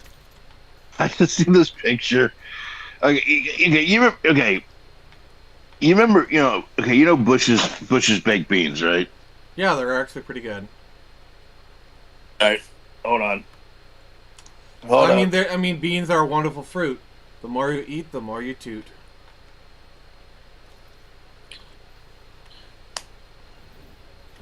contact. I'm engaging. All right, there you go. I had to switch headphones or earbuds. One died in mid sentence. All right, so okay, so you're familiar with Bush's baked beans and the whole like uh roll that beautiful bean footage commercials. Yes, I am. And then you got the dog who was like selling the secret to the Bush's recipe or whatever. Yeah. Well, there's a picture here, and it shows that guy, and he's like he's got the can of beans, and he's at a grill, and he's got like a apron and says, "Don't ask me for the secret family recipe." And then the dog has an apron and it says, "I saw the face of God, and it was weeping." What? Like, that is the most random picture I've ever seen in my life. Well then. I was like, okay.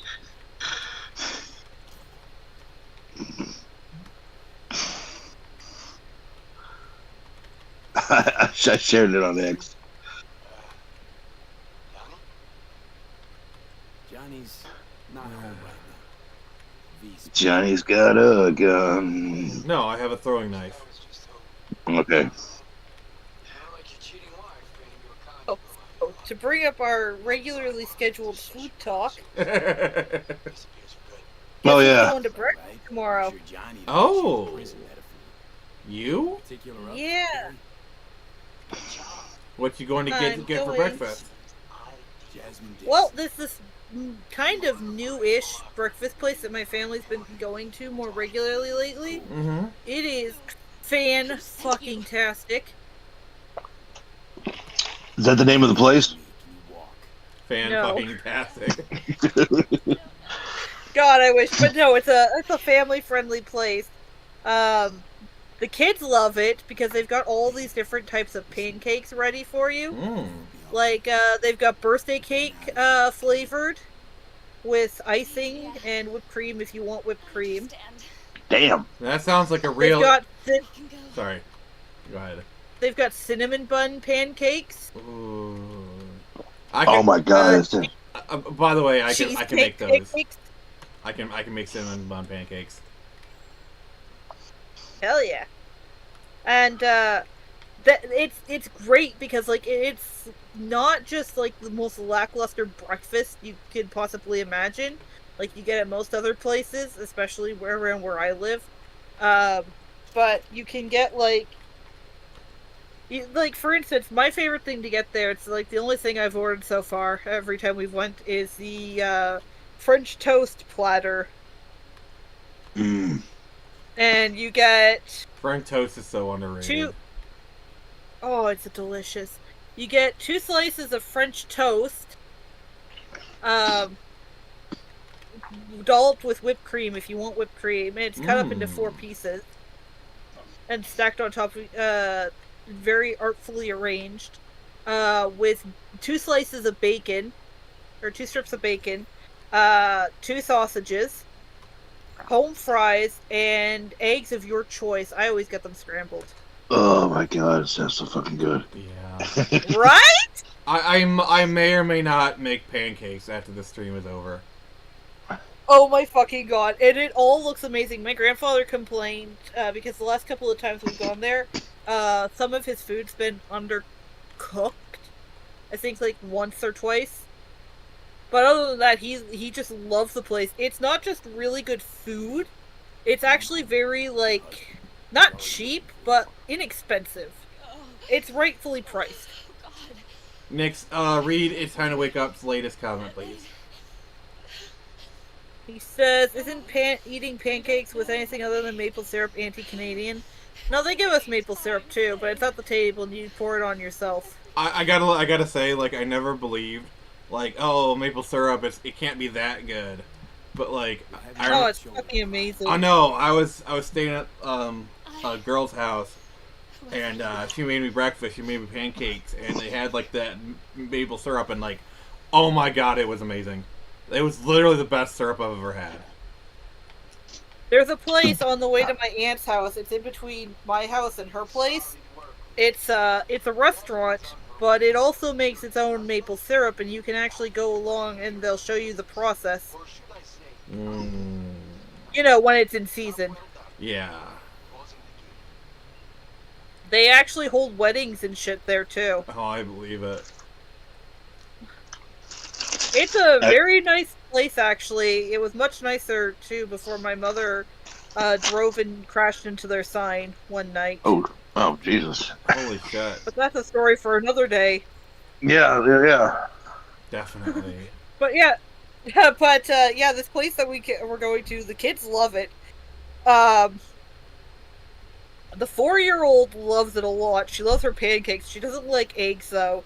So whenever we get her a kids platter, we just now get her like the pancakes. And usually when you get the kids thing, it comes with bacon, eggs, and sausage and home fries too. But and like a pancake, a single pancake, because it's a lot of food for one little kid, right? Okay. Well, if you just get the pancakes on their own, you get 2 gigantic pancakes. Wow. We're not talking like little thin things either. Like, you get the kid size or the adult size, and they're thick. Extra thick. Yeah, basically. And it's kind of funny too because there was a waitress we got there the last time who recognized me from another place that my family used to frequent. Next, have you ever had sourdough pancakes? No. Oh my god, they're amazing. Like, honestly, sourdough anything is just, like, amazing. Like, I remember Cracker Barrel they might still do. I've been there in a minute. But, like, they had, like, this club sandwich. And, like, the bread was made with sourdough. It was so good. I still remember the best French toast I've ever had. And it was the French toast I had on January 1st, 2023. 2023, Because I was hungover from January, because I was hungover because of December 31st, 2022. What is it about like being hungover and like just food just tasting so amazing? I don't get it. Like, I woke up and I literally sounded like fucking Frankenstein. I was just like, Rang. Yeah, they're like, we're having French toast, and I was like, they're like, and then they were like, oh, and we're having bacon too, and I was like, you're an angel of mercy. Because let me tell you what, that was a cure for a hangover. I tell you what, oh my god, it was so damn good. Oh man. Anytime I hear we're going to this place now for breakfast, I am just the happiest little mix. Sounds pretty fucking good. Like, even though I don't eat the sausages and the home fries because I'm not big on those things, I don't just give them to like the rest of my family who asks about it. The rest of it is so fucking good and so fucking filling. I actually feel like much fatter coming out of the restaurant. I'm like, okay, time to go take a nap, sleep all this off.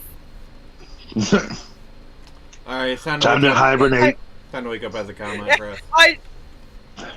I only just woke up to get this food, but I'm going right back to bed as soon as we get home. Yeah. And it's time to wake up says a place called Perkins used to have a breakfast called the Lumberjack Platter.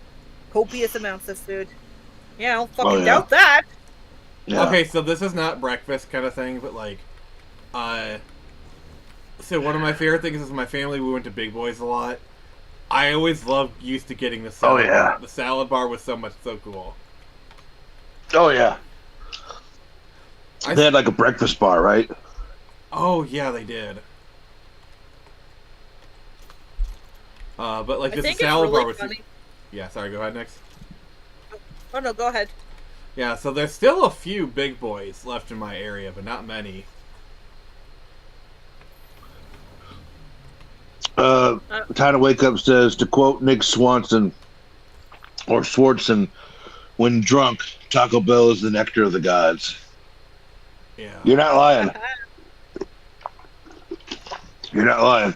You're not, really. It's kind of funny, though, because, like, anytime you go to get breakfast at any other restaurant around town, they make you choose between cinnamon, or not cinnamon toast, between French toast and literally anything else. Like, if you want eggs and bacon and shit, you have to get something else. And it's like, well, why can't we just have it together? Why don't you just give me, like, an actual breakfast option? You okay? I love French toast, but it's not very filling. Or even when like they's like, oh, you can have hash browns. It's like, and it's just, and a lot of times it's not even like fried correctly. It's just basically chopped up potatoes. Better look around. When they fry it with the ketchup, it can be kind of good, but. Oh shit. But yeah, no, I was really happy to see the waitress from that other place, like, and she recognized me too, and she complimented me. She's like, "Oh, you always have such really nice outfits," and I was like, "Thank you." It was a sweet way to wake up that morning. Best part of week, you know. I remember once. Okay, so a little bit of cast of lore. So with my girlfriend at the time, we decided we were gonna go. Dancing, drinking, the whole thing, night clubbing, and yeah, this is back in my 20s, and it's a long time ago. So, anyways, we were drinking all night long, and I made the mistake where we did that thing where like you go out drinking all night, and then you're like, now we need to go eat something because we're hungry, and it's like 3 o'clock in the morning. So I made the mistake of, on top of all that alcohol that I just consumed, I put a big old nice bed of White Castle on top of it. Oh. And that is not a healthy combination. It is not. So we went to a motel because we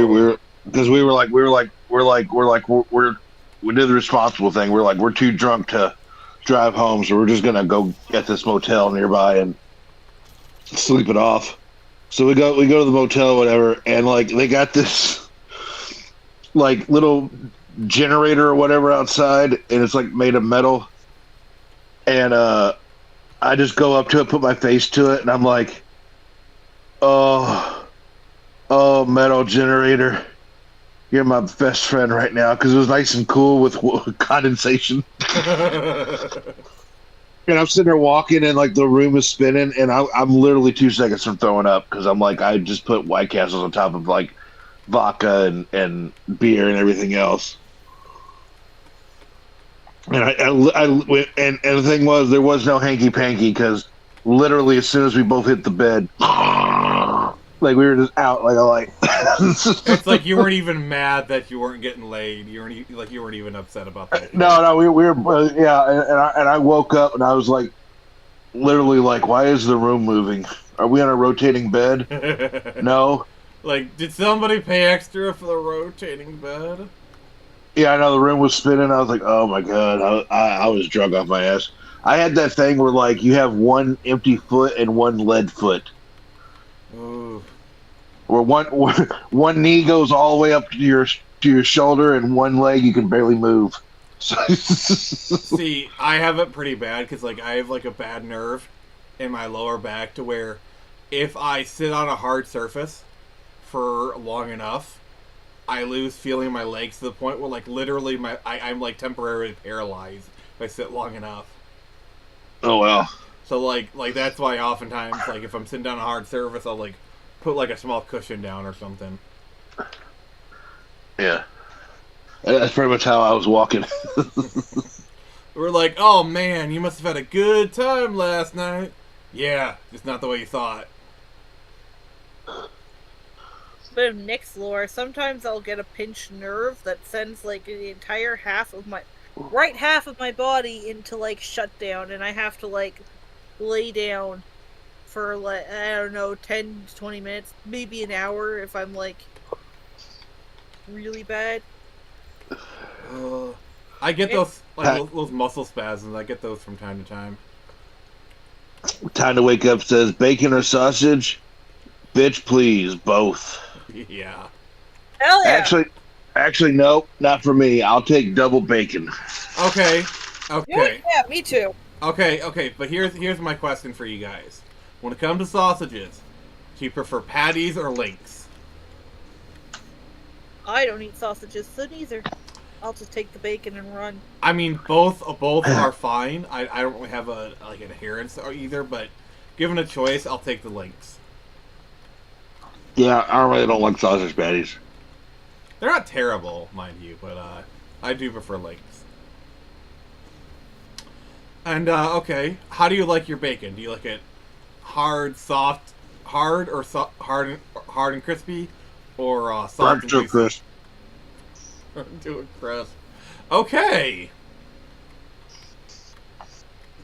I like soft. I like chewing it. I don't want it to be too soft though, so I like it when it's a little crispy, but not overly so.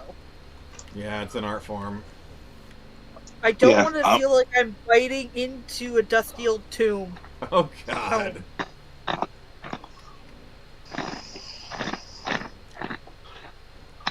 Oh, you know what's a little suggestion. You know what I love doing sometimes is I'll cook bacon, all right, and then what I'll do is I'll cook pancakes in the same pan without draining the bacon oil. It tastes so good. Making bacon pancakes. Making bacon pancakes. God dang it! Yes. Have you seen the New York mashup? The what? No. Where they got that song from Adventure Time where he's like making bacon pancakes, and then it perfectly fits with the song New York. New York. Yeah, I'll have to show it to you. I was like, wow, this actually fits perfectly with it.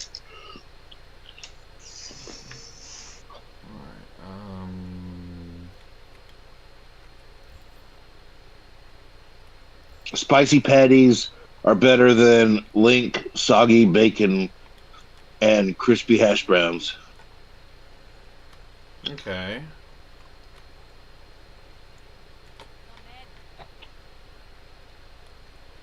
If you think anything's better than bacon, you haven't had good bacon. I'm sorry to say it. It's true. Yeah, I don't. It's true. Yeah, I didn't even know. I couldn't even comprehend what he was saying. I was like, "What? Better than bacon? What?" What is this heresy? What the fuck? Yeah, you don't disrespect bacon. That is heresy. And crispy hash browns. Yeah, I like mine in the style of Waffle House. I like mine covered in chunked, which is basically just it's got ham and cheese on it.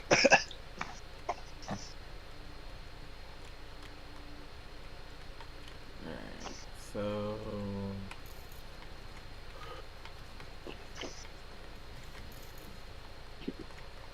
Caster, that fan fiction you got Grok to write. Oh no! Exactly how long is it? Nix has been reading it. Oh, we haven't. I haven't even. Oh, I haven't even. I got it in the. It's in the Discord. I got it in the Dropbox. We weren't even done with it because we got to the 2 hour where it says like 2 hours later. There's more. There's more of it. Fuck. I want to see, but like it doesn't tell me like how many. Okay, I'm gonna go. Oh wait, damn. Oh no. Oh shit. Oh shit. That is pretty long. Yeah. Alright. How do I... The final battle? Oh my god. It's the final battle. Alright. No spoilers or anything, but damn! Oh man. The funny thing is that you see it in the Dropbox. It doesn't look that long. That's what she said. It is what she said.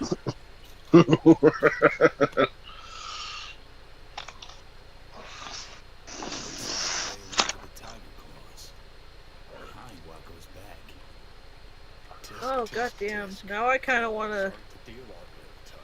I need to hear the rest of this. Oh no, Nix, I'm so sorry. I'm so sorry. Why? Your brain matter. What's left of your brain matter. The best part is just the random shit that happens. Yeah. We've got a fucking epilogue. There's an epilogue. Oh, there's an epilogue. Of course there is. There's an epilogue. Brock was like, you know what? This deserves an epilogue. Every shit show does.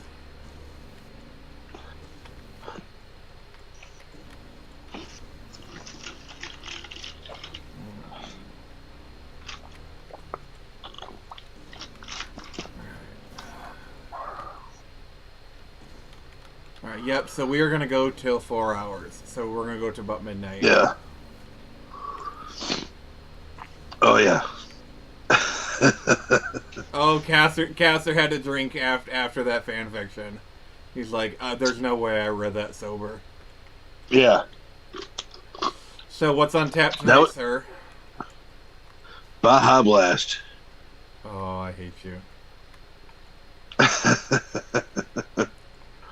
I want Baja Blast. Funny, truth be told, I made a run to the border this entire stream and no one knew. Wait, what? A run to the border? Oh yeah, I made a run to the border and back and no one knew. Alright, Barry Allen. Yeah. Yeah, I went to Taco Bell, got a meal, ate it, come back, and I'm still here. Yeah. All the stream. How did you do that? It's magic. After the time skip the 2 hours later mark, I'm gonna cry. Hold on. Oh my god! Glow in the dark alpacas! Hold on. Harry's and slippers! Wait, what about slippers? Hold on. Alright. Time skip. Oh my god. Beautiful. Time skip. Oh no, we're 2 back! hours later. We're back, bitches! Alright. So, at 3 hours and 15 minutes, here we go. Alright. Ballerina was now living in a hybrid bat cave, Colin Mansion Sasquatch treehouse decorated with glow-in-the-dark alpacas. A glow-in-the-dark or a taco vending machine, which sounds fucking awesome. Oh god, yes. And a hot tub filled with chocolate syrup. That Alfred, nasty. Alfred, the Collins' new butler, because Alice had a vision. Okay. That's literally what it says too, in the brackets, because Alice had a vision. I can respect that. Served glitter smoothies while Harry knitted everyone matching Bigfoot slippers. Ballerina. He knits now. Ballerina spent her days being fought over by Edward, Jacob, Batman, and Harry, who saved her from increasingly unhinged dangers like a rogue vampire who attacked her with a squirt gun full of grape jelly. What? And a sentient Roomba with a vendetta. Alright, Nix, read the comments. Nix, read the comments, please, real quick. It's time to wake up. Says KFC, Sweet Lightning, Mountain Dew is underrated. I've never. Oh had yes, the pleasure. it is. I've never had the pleasure. It's good. Yeah. Oh fuck. I think it's like peach Mountain Dew. I think. I'll have to try it sometime. A sentient Roomba with a vendetta, or a flock of evil pigeons that Batman defeated with his bat pigeon repellent spray. Oh my god! So it's 60s Batman. Someday. One night under a moon shaped like a winking Batman logo, and it actually has a bat. Little emojis. Yeah, a little emoji for a bat winky face. Ballerina discovered her true powers. She could summon glitter hurricanes. and turn Glitter enemies into canes. pinatas. Glitter canes. Yodel so powerful that trees joined her in her barbershop quartet and threw batarangs that exploded into confetti. She also had a secret quadruple triplet. Triplets are passe. She had secret quadruplets: Stella Luna, Shimmeria, Moonbeam, Starlight, Swan. Who? Jesus, what the fuck am I reading? I don't know. Who teleported in on a hoverboard shaped like a giant donut. Stella Luna was identical to Ballerina in every, identical to Ballerina, but with tie-dye hair and a pet chameleon named G.J. Lizard Bop, who breakdanced to dubstep. Yeah.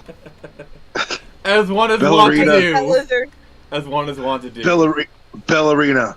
We are the chosen glitter goddesses, Stella Luna Whoop. Riding a water slide that appeared from nowhere. We gotta yeet the grumpy frown, which is evil because it banned yodeling and tacos. Caster, 1 sec, I have to do this. Nix, okay. You are the chosen glitter goddess! It was said you would unite the unicorns, not leave them in darkness! Sorry. Oh my so god, bad. I'm crying. I'm just a goofy klutz, Ballerina wailed, despite mastering her powers in a 15-second montage set to Gundam style. What if I flop? Edward, Jacob, Batman, and Harry appeared, all wearing matching glittery Sasquatch onesies because cohesion. Oh fuck, he's gonna kill me. There are worse ways to die. We believe in you, Ballerina, they shouted, striking a synchronized K-pop dance pose. Their collective hype made the kazoo blast Sweet Caroline so loudly it summoned a flock of disco ball flamingos. Get the fucking hell! What the fucking hell? The final battle, Glitter Bat Sasquatch Taco Palooza. What the fuck? I'm just saying words at this point.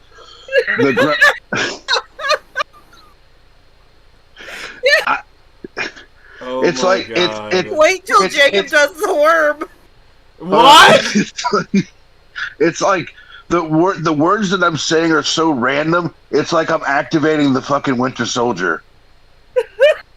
Glitter, Bat, Sasquatch, Taco, Palooza. You know, it's like Kevin Bacon. Kevin Bacon. And it's like the Winter Soldier's activated. Yeah. The grumpy frown, a giant frowny face emoji with a top hat and a British accent, floated into the forks. The outlaw. Okay, alright, now he's got a Cockney accent. Yeah. Floated into forks to outlaw fun across the multiverse. Oh no, it monologued for 30 minutes. That bastard! It monologued for 30 minutes about its hatred for glitters, tacos, and yodeling, giving Ballerina time to bedazzle her kazoo, polish her bat scooter, and teach Harry how to twerk. What? Teaching Harry how to twerk. Oh my god. Maybe she was the true villain all along. Yeah. Ballerina, now wearing a cape made of cotton candy, rollerblades that shot laser beams, and a tiara shaped like a Sasquatch, stood on a cliff overlooking the sea of melted ice cream. Stella Luna was doing cartwheels beside her. Edward was brooding while juggling glow sticks. Jacob was riding a mechanical bull shaped like a taco, and Batman was tinkering with a bat glitter cannon, and Harry was yodeling a duet with DJ Lizard Bop. Oh my god! The Cullens, the Bat family, Robin, Nightwing, and a very confused Batgirl, the Henderson family.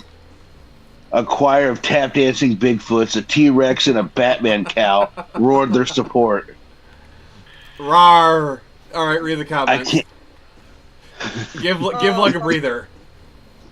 Okay, so it's time Cast your breather. Can we get a Glitter Hurricane versus Sharknado fanfiction? Hell yeah! No, that is too cursed.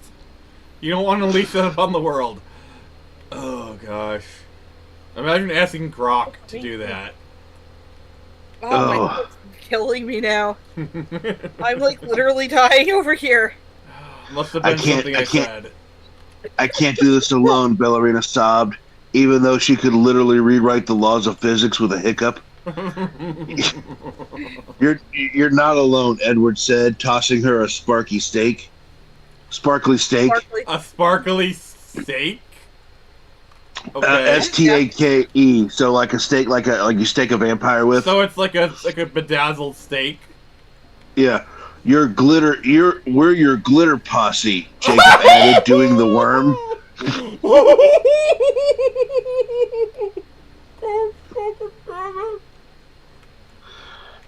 This right here, I feel like I'm reading the plot to a fucking Xavier Renegade Angel episode. I don't know Yes! what to say. Oh my God. I've got your back. I've got your back per my bat code, Batman. I've got your back per my bat code, Batman growled, firing a glitter grenade. Roar, Harry roared, which meant I brought tacos. With the power of friendship, yodeling, and a plot hole the size of Gotham, Ballerina played a kazoo so legendary it summoned a glitter meteor shower. Batman fired his bat glitter cannon. Harry threw tacos like shurikens. And Stella Luna led the disco flamingos in a synchronized dance-off. The grumpy frown wailed, "Curse you, sparkling joy!" and exploded into a pile of jelly beans. The multiverse was saved. The multiverse was saved, and the T-Rex started a mosh pit. And the Joker got away. Now, epilogue: the glitteriest, battiest, Sasquatchiest ever after. Oh my God. Sasquatchiest, yeah. Squanchy. Ballerina didn't choose between Edward, Jacob, Batman, or Harry. Instead, they all moved to a glow-in-the-dark bat treehouse castle with a taco roller coaster and a yodeling stage. Stella Luna became a multiversal DJ touring with DJ Lizard Bop. The Collins, the Bat Family, and the Hendersons threw a rave where Ballerina's yodeling made the Bigfoots and Flamingos cry glitter tears of pure glee. As a neon sunset shaped like a bat Sasquatch hybrid bathed folks in purple light, Ballerina, now riding a hover unicorn with a batarang horn, looked at her four soulmates and said, "I'm just a silly goof, but I guess I'm the sparkliest bat Sasquatch ever." And they all lived happily ever after until the sequel where Ballerina discovers she's also part sentient waffle. The end. What until the fuck? The end. Until the multiverse demands more chaos. Oh God, that was perfect. It really was. Written by Shea Gorath. Yeah. Cheese! I don't know how to react to that, honestly.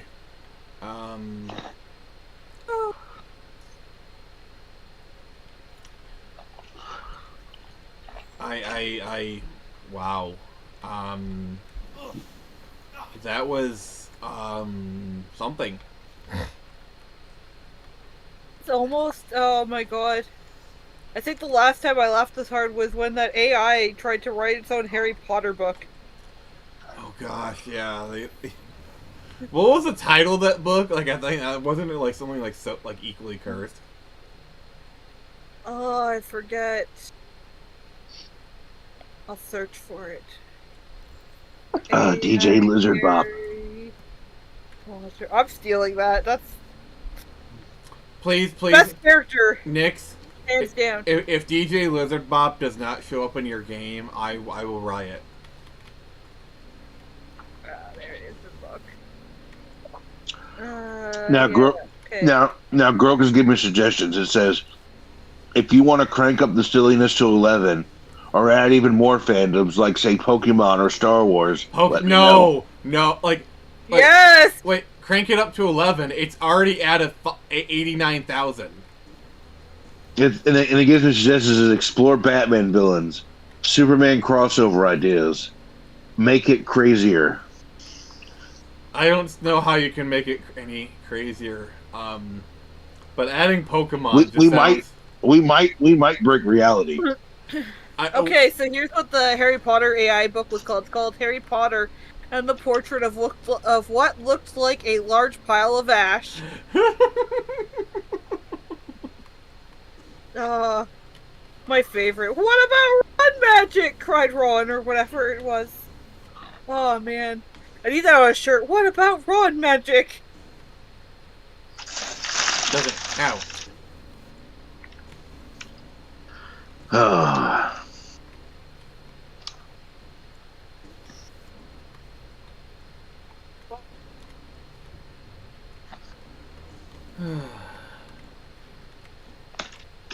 I don't know where the fuck yodeling came from.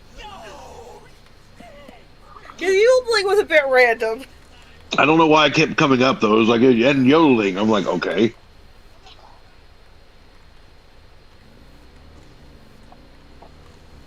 Yeah, it was definitely random. I would agree, actually.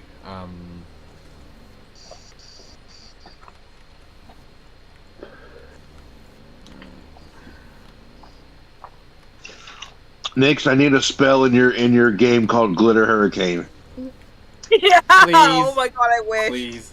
No. I wish. And can there be a character whose class is literally Glittermancer? Glittermancer, yes.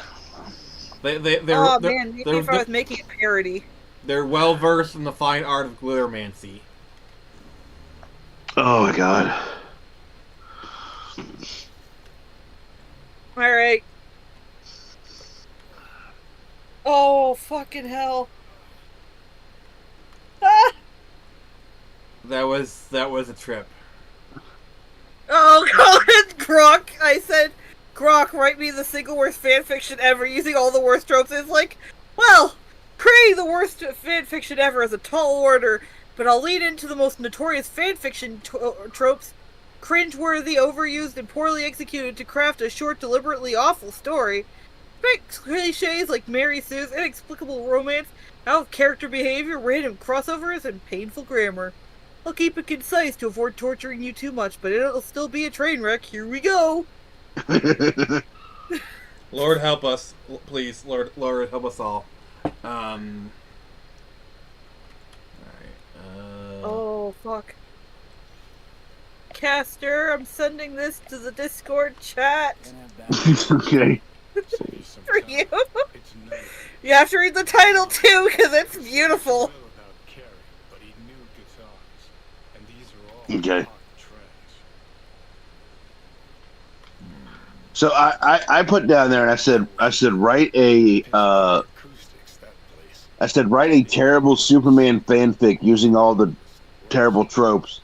So I got a Superman thing called Superman and the Glittering Kryptonite Heart of Destiny. Oh no. Goddamn. All right, let me see here what we got in the Discord chat here. Next, read the chat, please. It's time to wake up says, can we get a heal spell that summons a Sasquatch taco truck that feeds you back to health? Oh, fuck. Twilight Potter Wars. Oh my god.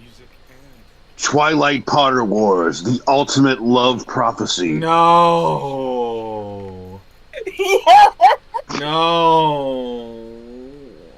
In the magical galaxy of Hogwarts, Bella Swan Potter, totally not Mary Sue, sparkled in the sunlight, her perfect emerald amethyst eyes glowing with untold power. This is now a self-snuff stream.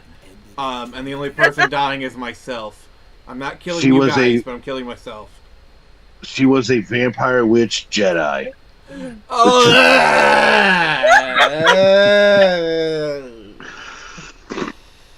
The chosen one. Vampire witch Jedi, the chosen one of a prophecy no one bothered to explain. Her long, silky, raven golden hair flowed in the non-existent breeze, and everyone loved her, except the haters who were just jealous. Bella sighed dramatically, clutching her wand lightsaber. Oh, God. I'm so clumsy and ordinary, she lied, tripping into the arms of Draco Malfoy, who is now a Sith Lord for no reason. For no reason? Kind of fitting. Bella, you are my soulmate, and I literally spelled "you are." Yeah. Okay. So, quick aside. In the at the end, it kind of it says why it's awful. Mary Sue protagonist. Random crossovers, out of character behavior, love, heck, I can't even say that word, fuck it. Decadohesion. Holes, yeah. Cliche overload, bad spelling and grammar, pointless drama, my immortal vibes. It's like, if you want me to expand on any part or make it even worse, let me know. Oh my god. Just kill me. Nah, Kill me. Nah, I have to. I'll take you up on your offer later. I have to read it. I have to read.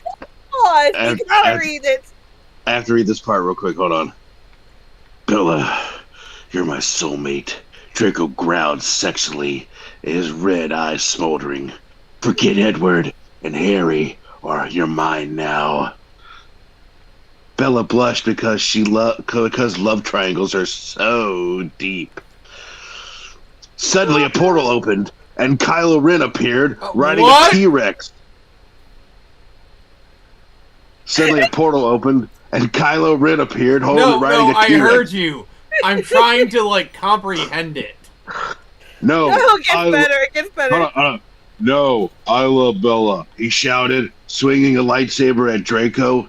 Harry Potter, who was secretly Bella's brother, plot twist, What?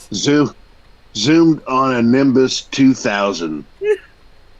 She's my sister wife, he declared. She's my sister wife. What the fuck is this shit? Because incest subplots are edgy. The Great Hall exploded in glitter as Edward Cullen crashed through the ceiling shirtless because that was his personality. Bella, my sparkly heart beats only for you. Ignoring physics, Ron Weasley, now a werewolf. Because of I'm in love with her.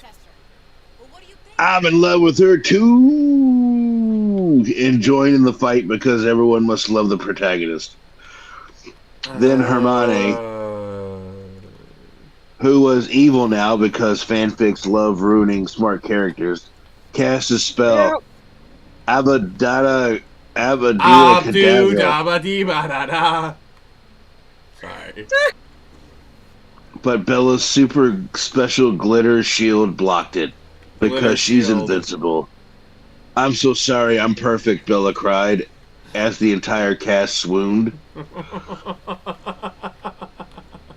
Out of nowhere, a badly written OC named Dark Ness Diamentra Raven Way appeared, screaming, I'm not a prep.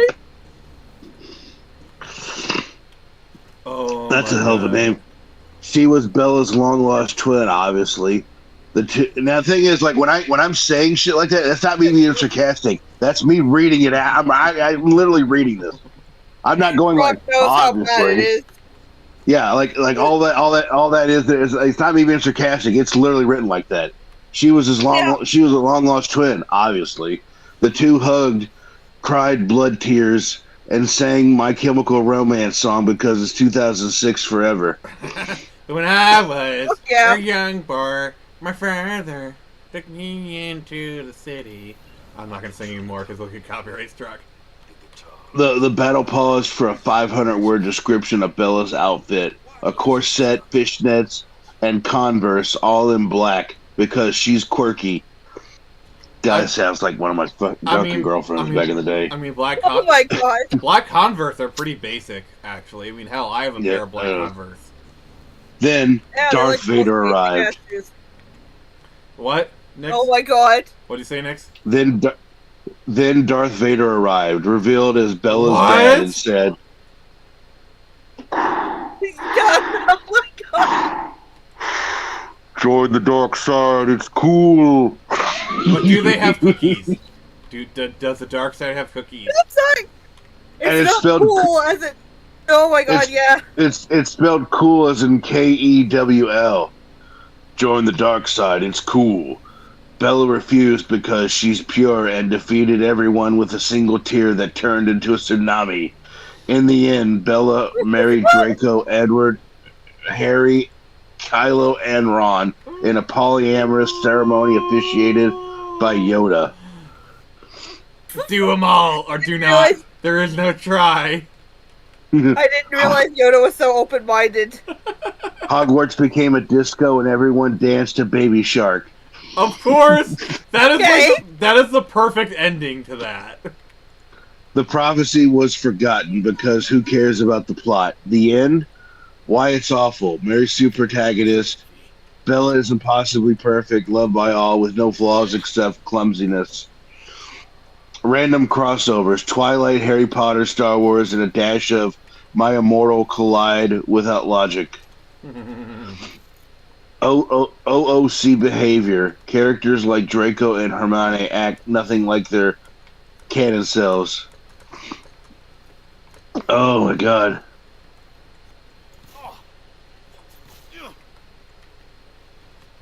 I want to go back to mine here. Yeah, yours was a bit more cohesive. In the perpetual, sunny, inexplicably glitter-coated city of Metropolis. Why is everything glitter-coated?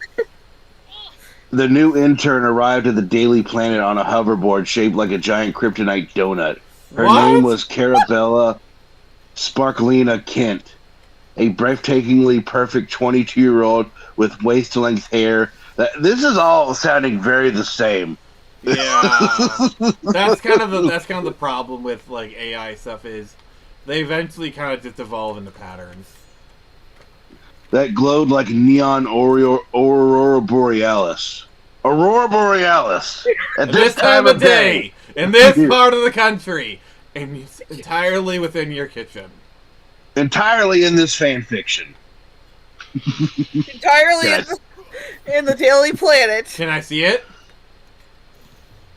No. Yes. Currently hot pink with star-shaped sparkles. Eyes that shot literal heart emojis when she winked. Oh god, that's dangerous. What the fuck? And oh my god, here we go, folks. Here we go. And a mysterious tattoo of a Superman logo eating a cupcake on her cheek that sang ABBA's Dancing Queen when she was nervous. Oh. Fuck yeah. Oh god. She was so clumsy she once tripped over a passing cloud, but this only made everyone adore her more, like she was a walking Instagram filter. Well then. Carabella wasn't just any intern, she was a Jesus Christ. Kryptonian human alien angel witch cyborg mermaid hybrid. The last of her kind. Destined to save the multiverse from a vague eagle called the Gloommeister. Oh god. I like how it's a Kryptonian alien. So he's a arrogant alien. Come on. Her tragic backstory: her parents were vaporized by a rogue disco ball, and she was raised by a talking toaster named Toaster Master Zod. Oh my god. What? There is no bacon. Only Zod. Who short-circuited in a puff of glitter before the story began, leaving her with a magical cape that played Sweet Child of Mine whenever danger loomed. Yeah. Okay. Oh. Yeah, I like how it's just that plays Guns N' Roses. I like how it's the same story, just like it's all high school, same basic plot, but it's just crazy in between. Oh my god. Yeah, but that other one was that was piece de resistance. That was Oh, perfect. It was perfect. can we get a with lightning in a bottle? Yeah. time to wake up? Says, can we get a heal spell that summons a Sasquatch taco truck that feeds you back to health? I don't know. Well, let's ask the game dev. Maybe if I was No, making but a parody game. yeah, she's gonna have a yodel spell. Tell you what, here's what you're gonna do. It's time to wake up. When Nyx does her Kickstarter, and the $500 tier is to create a spell in the game, you pay that $500 to Nyx, as well as a gift card to her favorite pancake place. Yes, you can have that spell in the game. Yeah. Oh my god.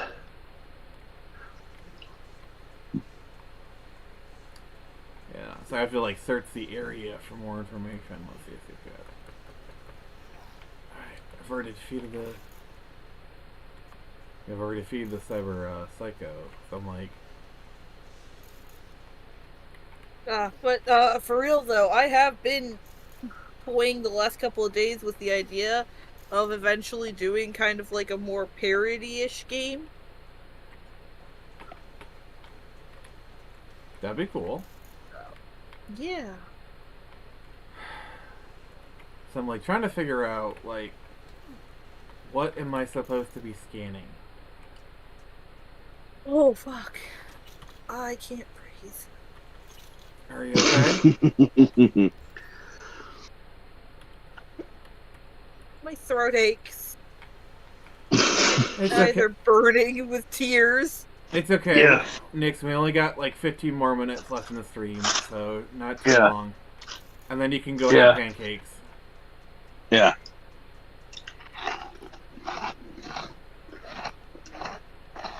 Which reminds me, I need to get chocolate chips again, because one of my favorite things to make is chocolate chip pancakes. No, she's gonna go get tacos from a taco truck.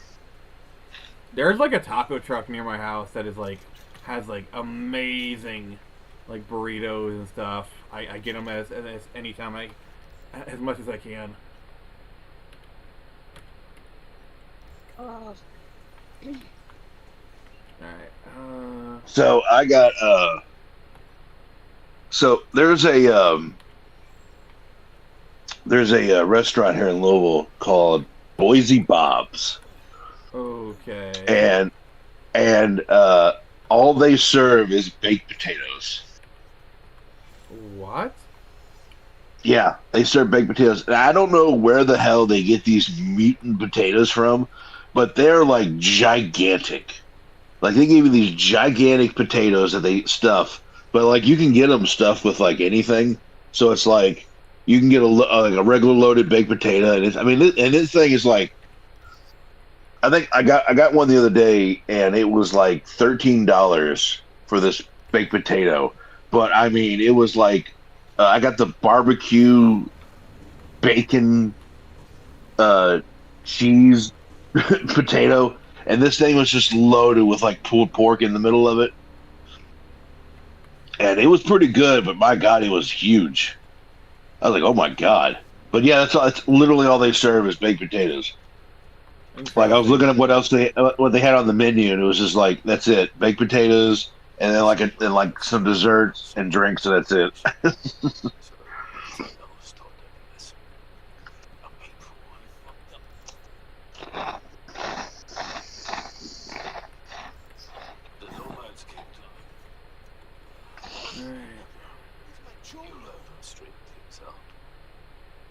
Have you ever heard of Jaggers? Jackers? No.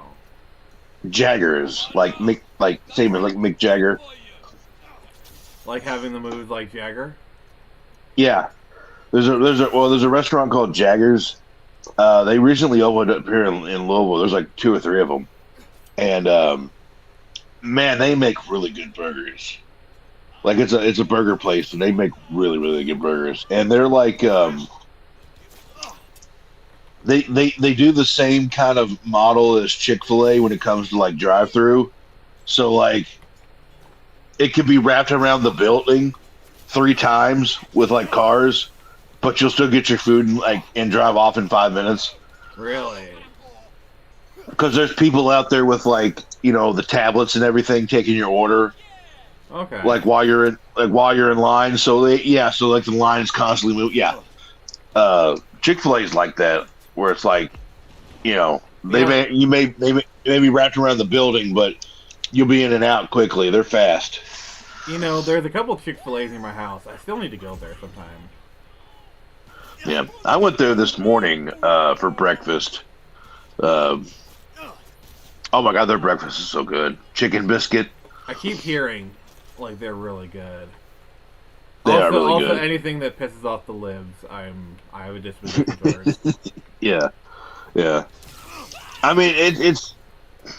I don't know. I mean, it's good. It's not like my favorite restaurant, but it's definitely good. For some reason, though, it's like there must always be a Popeyes across the street.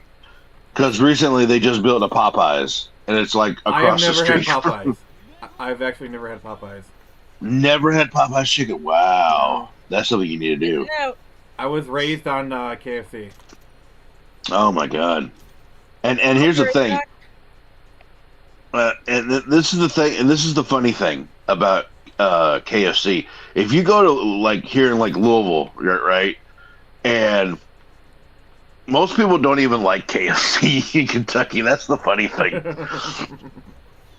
Because everyone's like, ooh, Kentucky Fried Chicken, blah, blah, blah, blah, blah. Oh, it's so great, blah, blah, blah. Oh, it's like authentic Kentucky, blah, blah, blah. And we're like, we've had better. Isn't there another restaurant chain that's more authentic Sanders chicken? Like Colonel Sanders chicken? I'm not sure, but I think there's a restaurant, an inn that he worked at before he started KFC that's a little more the recipe. Oh yeah. There's something like that. Yeah.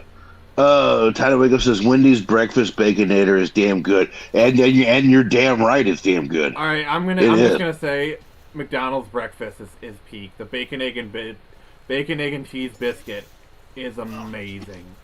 Whatever you say about McDonald's lunch and dinner menu, I don't care. Their breakfast is peak. You're right. And the bacon, egg, and cheese is what I get every fucking time. And the hash browns are so delicious. Yes, hash browns are delicious.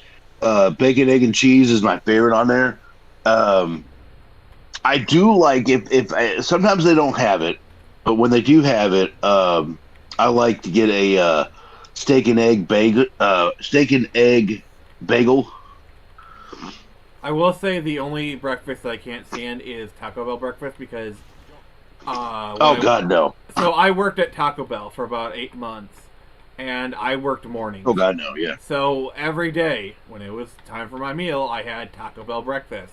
I cannot stand that shit. What the hell are you no, I've had Taco Bell breakfast, and that shit's terrible. I don't know who fucking goes there. Oh, my God. Their Cinnabon poppers are pretty good. But that's not breakfast, though. That's just, standard thing. It surprises you? Yeah. I'm gonna say I don't like Burger King breakfast. Way too greasy. Yeah, I really don't care for Burger King breakfast. And it's funny because Burger King for breakfast. Well, they have a breakfast menu. It's not really that great, but okay. I'd say the only thing I like from their breakfast menu is they got cheesy hash browns, which are good.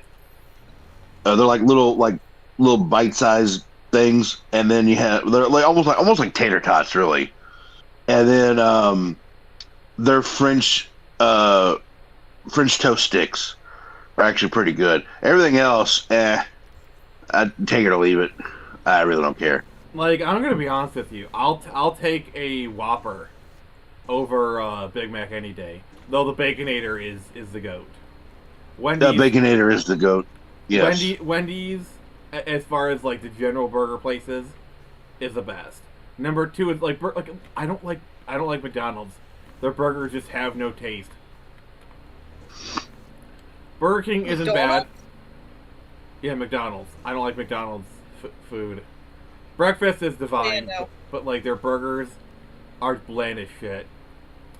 Their Wendy's, fries are really good. their fries are good. I'll give you that much. And the Coke, obviously, McDonald's Coke is a thing. Oh, but yeah, McDonald's Coke is it's great.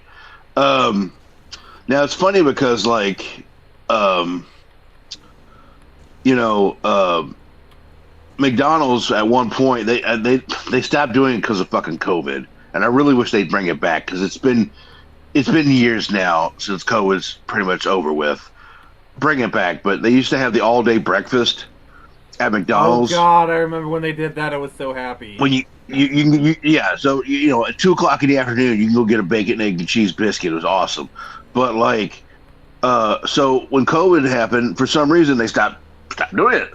Okay, well the thing was, White Castle stepped up and said, "Hey guys, we've always had a 24-hour breakfast," and I was like, "You're absolutely right, White Castle. You've always had a 24-hour breakfast. The thing is, your breakfast sucks." It's like, yes, you do have 24-hour breakfast. I won't fucking eat it. I miss honestly, your sliders are great. Like, yeah, I mean, White Castle is like the perfect drunk food. Like, if it's 3 a.m. and you go to White Castle and you get some burgers.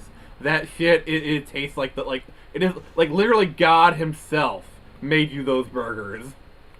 Oh yeah, they're fucking delicious, but especially when you're drunk off your ass. Oh yeah, they're the best, but like their breakfast is like fried bologna sandwich, and they got like a waffle sandwich, and I mean I think they got a waffle and chicken sandwich, which might be good. But I don't know. We'll see. I don't know. But yeah, like, getting onto the COVID thing, like, COVID ruined a lot of things. Like, it ruined 24-hour service for me, which pisses me off. Yeah, like, I think Steak and Shake still does, like, the 24-hour thing. But, like, my nearest Steak and Shake is, like, 30 minutes away, which sucks. Yeah, because the grocery stores around me, and like Walmart and all that stuff used to be 24 hours. Nope, they close at like 10 or 11.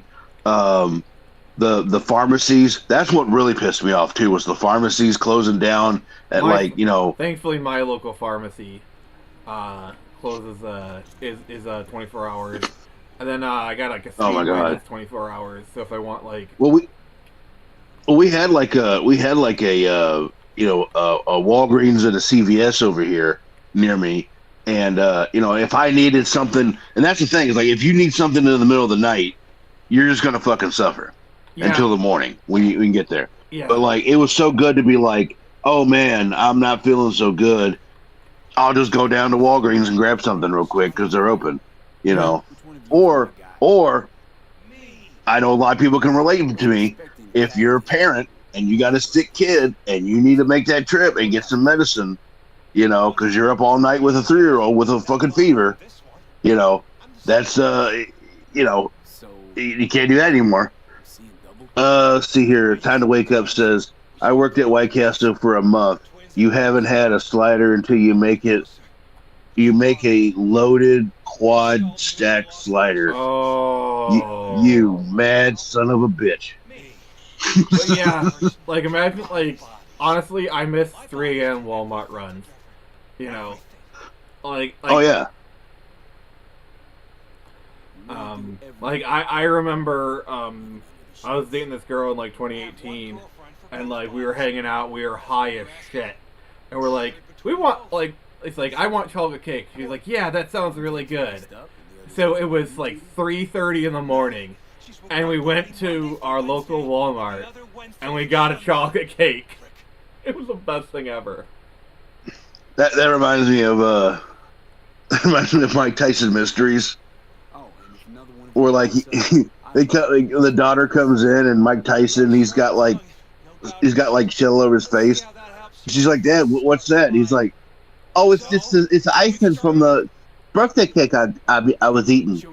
Oh, whose birthday is it? Oh, it's nobody's birthday cake. You can just go grocery store and buy them. That's great. It don't even have to be your birthday. You can just buy it anytime. Like that was just a revelation. Like I was like, yeah, that's that. Yeah, if you just want to go get a birthday cake, go do it. Don't have to be your birthday. And even better, you can literally have them like customize it and say happy birthday.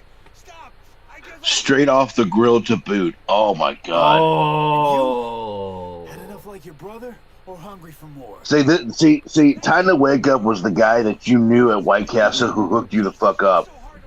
That was the guy you went there when he was working, and you were like, "Hey, dude, give me a quad." No. What you did is, it's like you slipped him a dime bag, and he loaded up he loaded up your burger, and underneath that burger was like a 20. Yeah. Oh man. But I miss 24-hour stuff because it's just you needed when you needed something, it was there, and I hate that, and a lot of times it was just more convenient for me to go grocery shopping at 2 a.m. Yeah. Don't ask me why, but sometimes it was. And third. I've worked plenty of third shift jobs, and yeah, or even like let's say you get off work at 6 a.m. Instead of going home straight to bed, you went to Walmart and picked up a few things or whatever, Yeah, picked a few things you needed, and then you went home. Yeah, But now it's just like no, I can't do it. I'm like, COVID's over, man. Let's go back to what we were. It pisses me off. The good shit. Yeah, and a lot of restaurants did that too. A lot of restaurants were like 24 hours, and they stopped doing it. Because I know there's a lot of like the McDonald's near me. They went back to 24 hours, but yeah, during COVID they were closed down at like 11 o'clock, and I was like, that's bullshit. All right, we're gonna do one more gig and then wrap it up. So, just let everyone know, next week will be the final in Cyberpunk. I realize I could keep this going for a lot longer. Yeah. Like I haven't even done Phantom Liberty yet. I haven't even touched it yet. That alone is like another 5 episodes. But I don't know. I kind of want to play another game.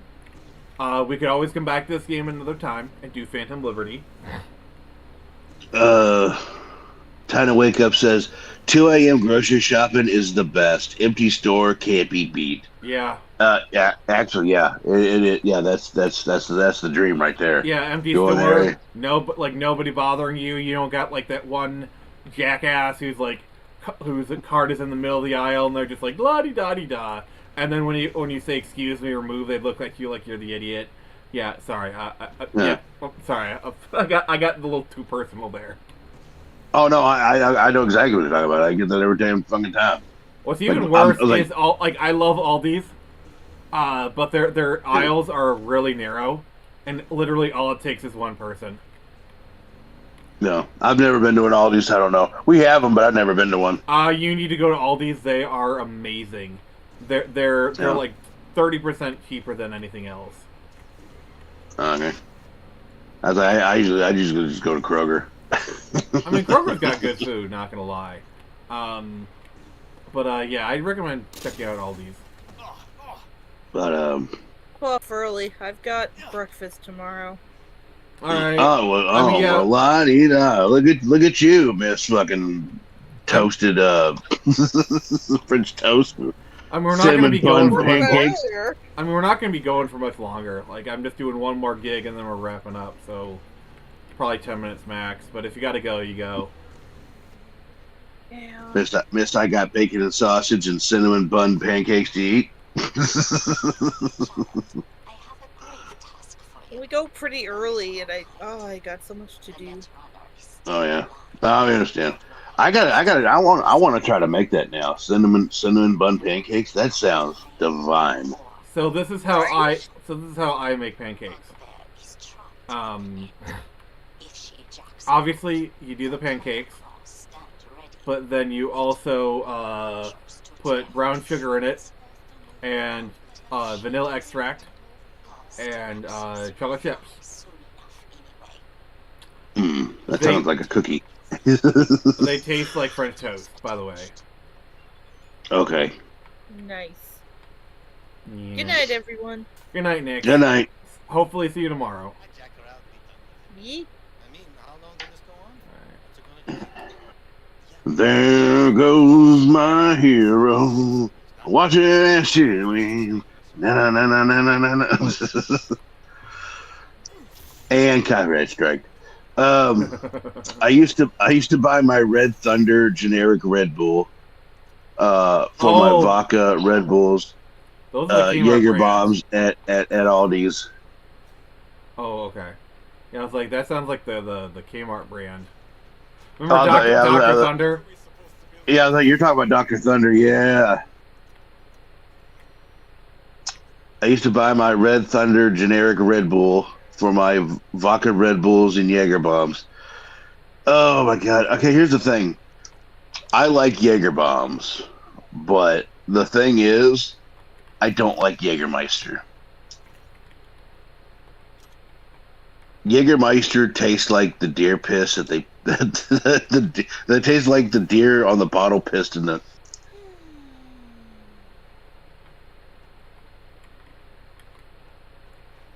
Why did it just sound like she had an orgasm? Like which is the way she Yeah, I don't know.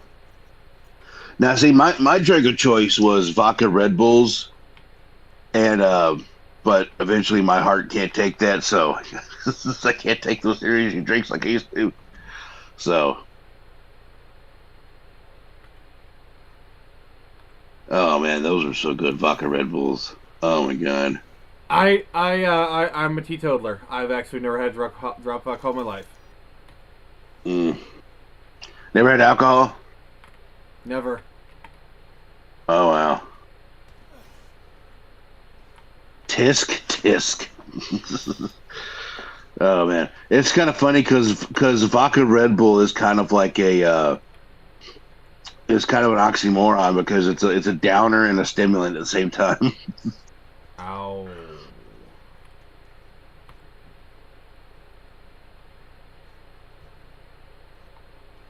Oh.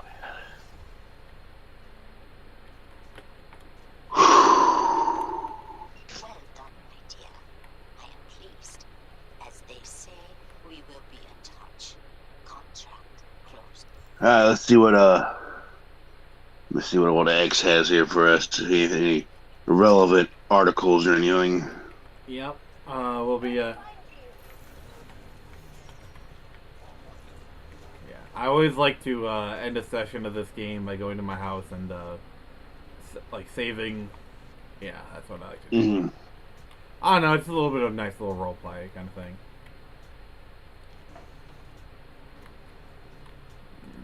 I really don't. Now I know this is gonna trigger some people, but I really don't understand the obsession with the hell shows. What do you mean hell shows?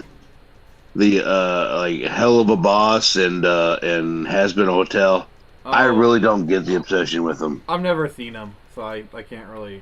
Yeah, that's what I'm saying. Like I don't. They look mid from what I've seen, and I don't know why people obsess over them. I don't know. I don't either, really. But I see it all over my Twitter, and I'm just like, skip. Yeah. All right. Let me. Did you know a guy like grifted his community into making a music video of him being seduced by a Has-Been Hotel character? Oh God, I think I heard about that. Yeah, I watched it. It's crazy. I imagine. Yeah. All right. Yeah. All right. So we are going to wrap up here. So, like I said, next week is going to be the last week. We're going to do the finale, maybe a couple of different times. So, yeah. And tomorrow is Pokemon. Tuesday is Golden Sun plus viewer requests, and then next Friday, Chris is taking the week off so he can launch his book. So it'd be me and Jared. We're going to be talking about Superman. Literally, probably the only thing we can't talk about sometimes. So thank you everyone. Alrighty.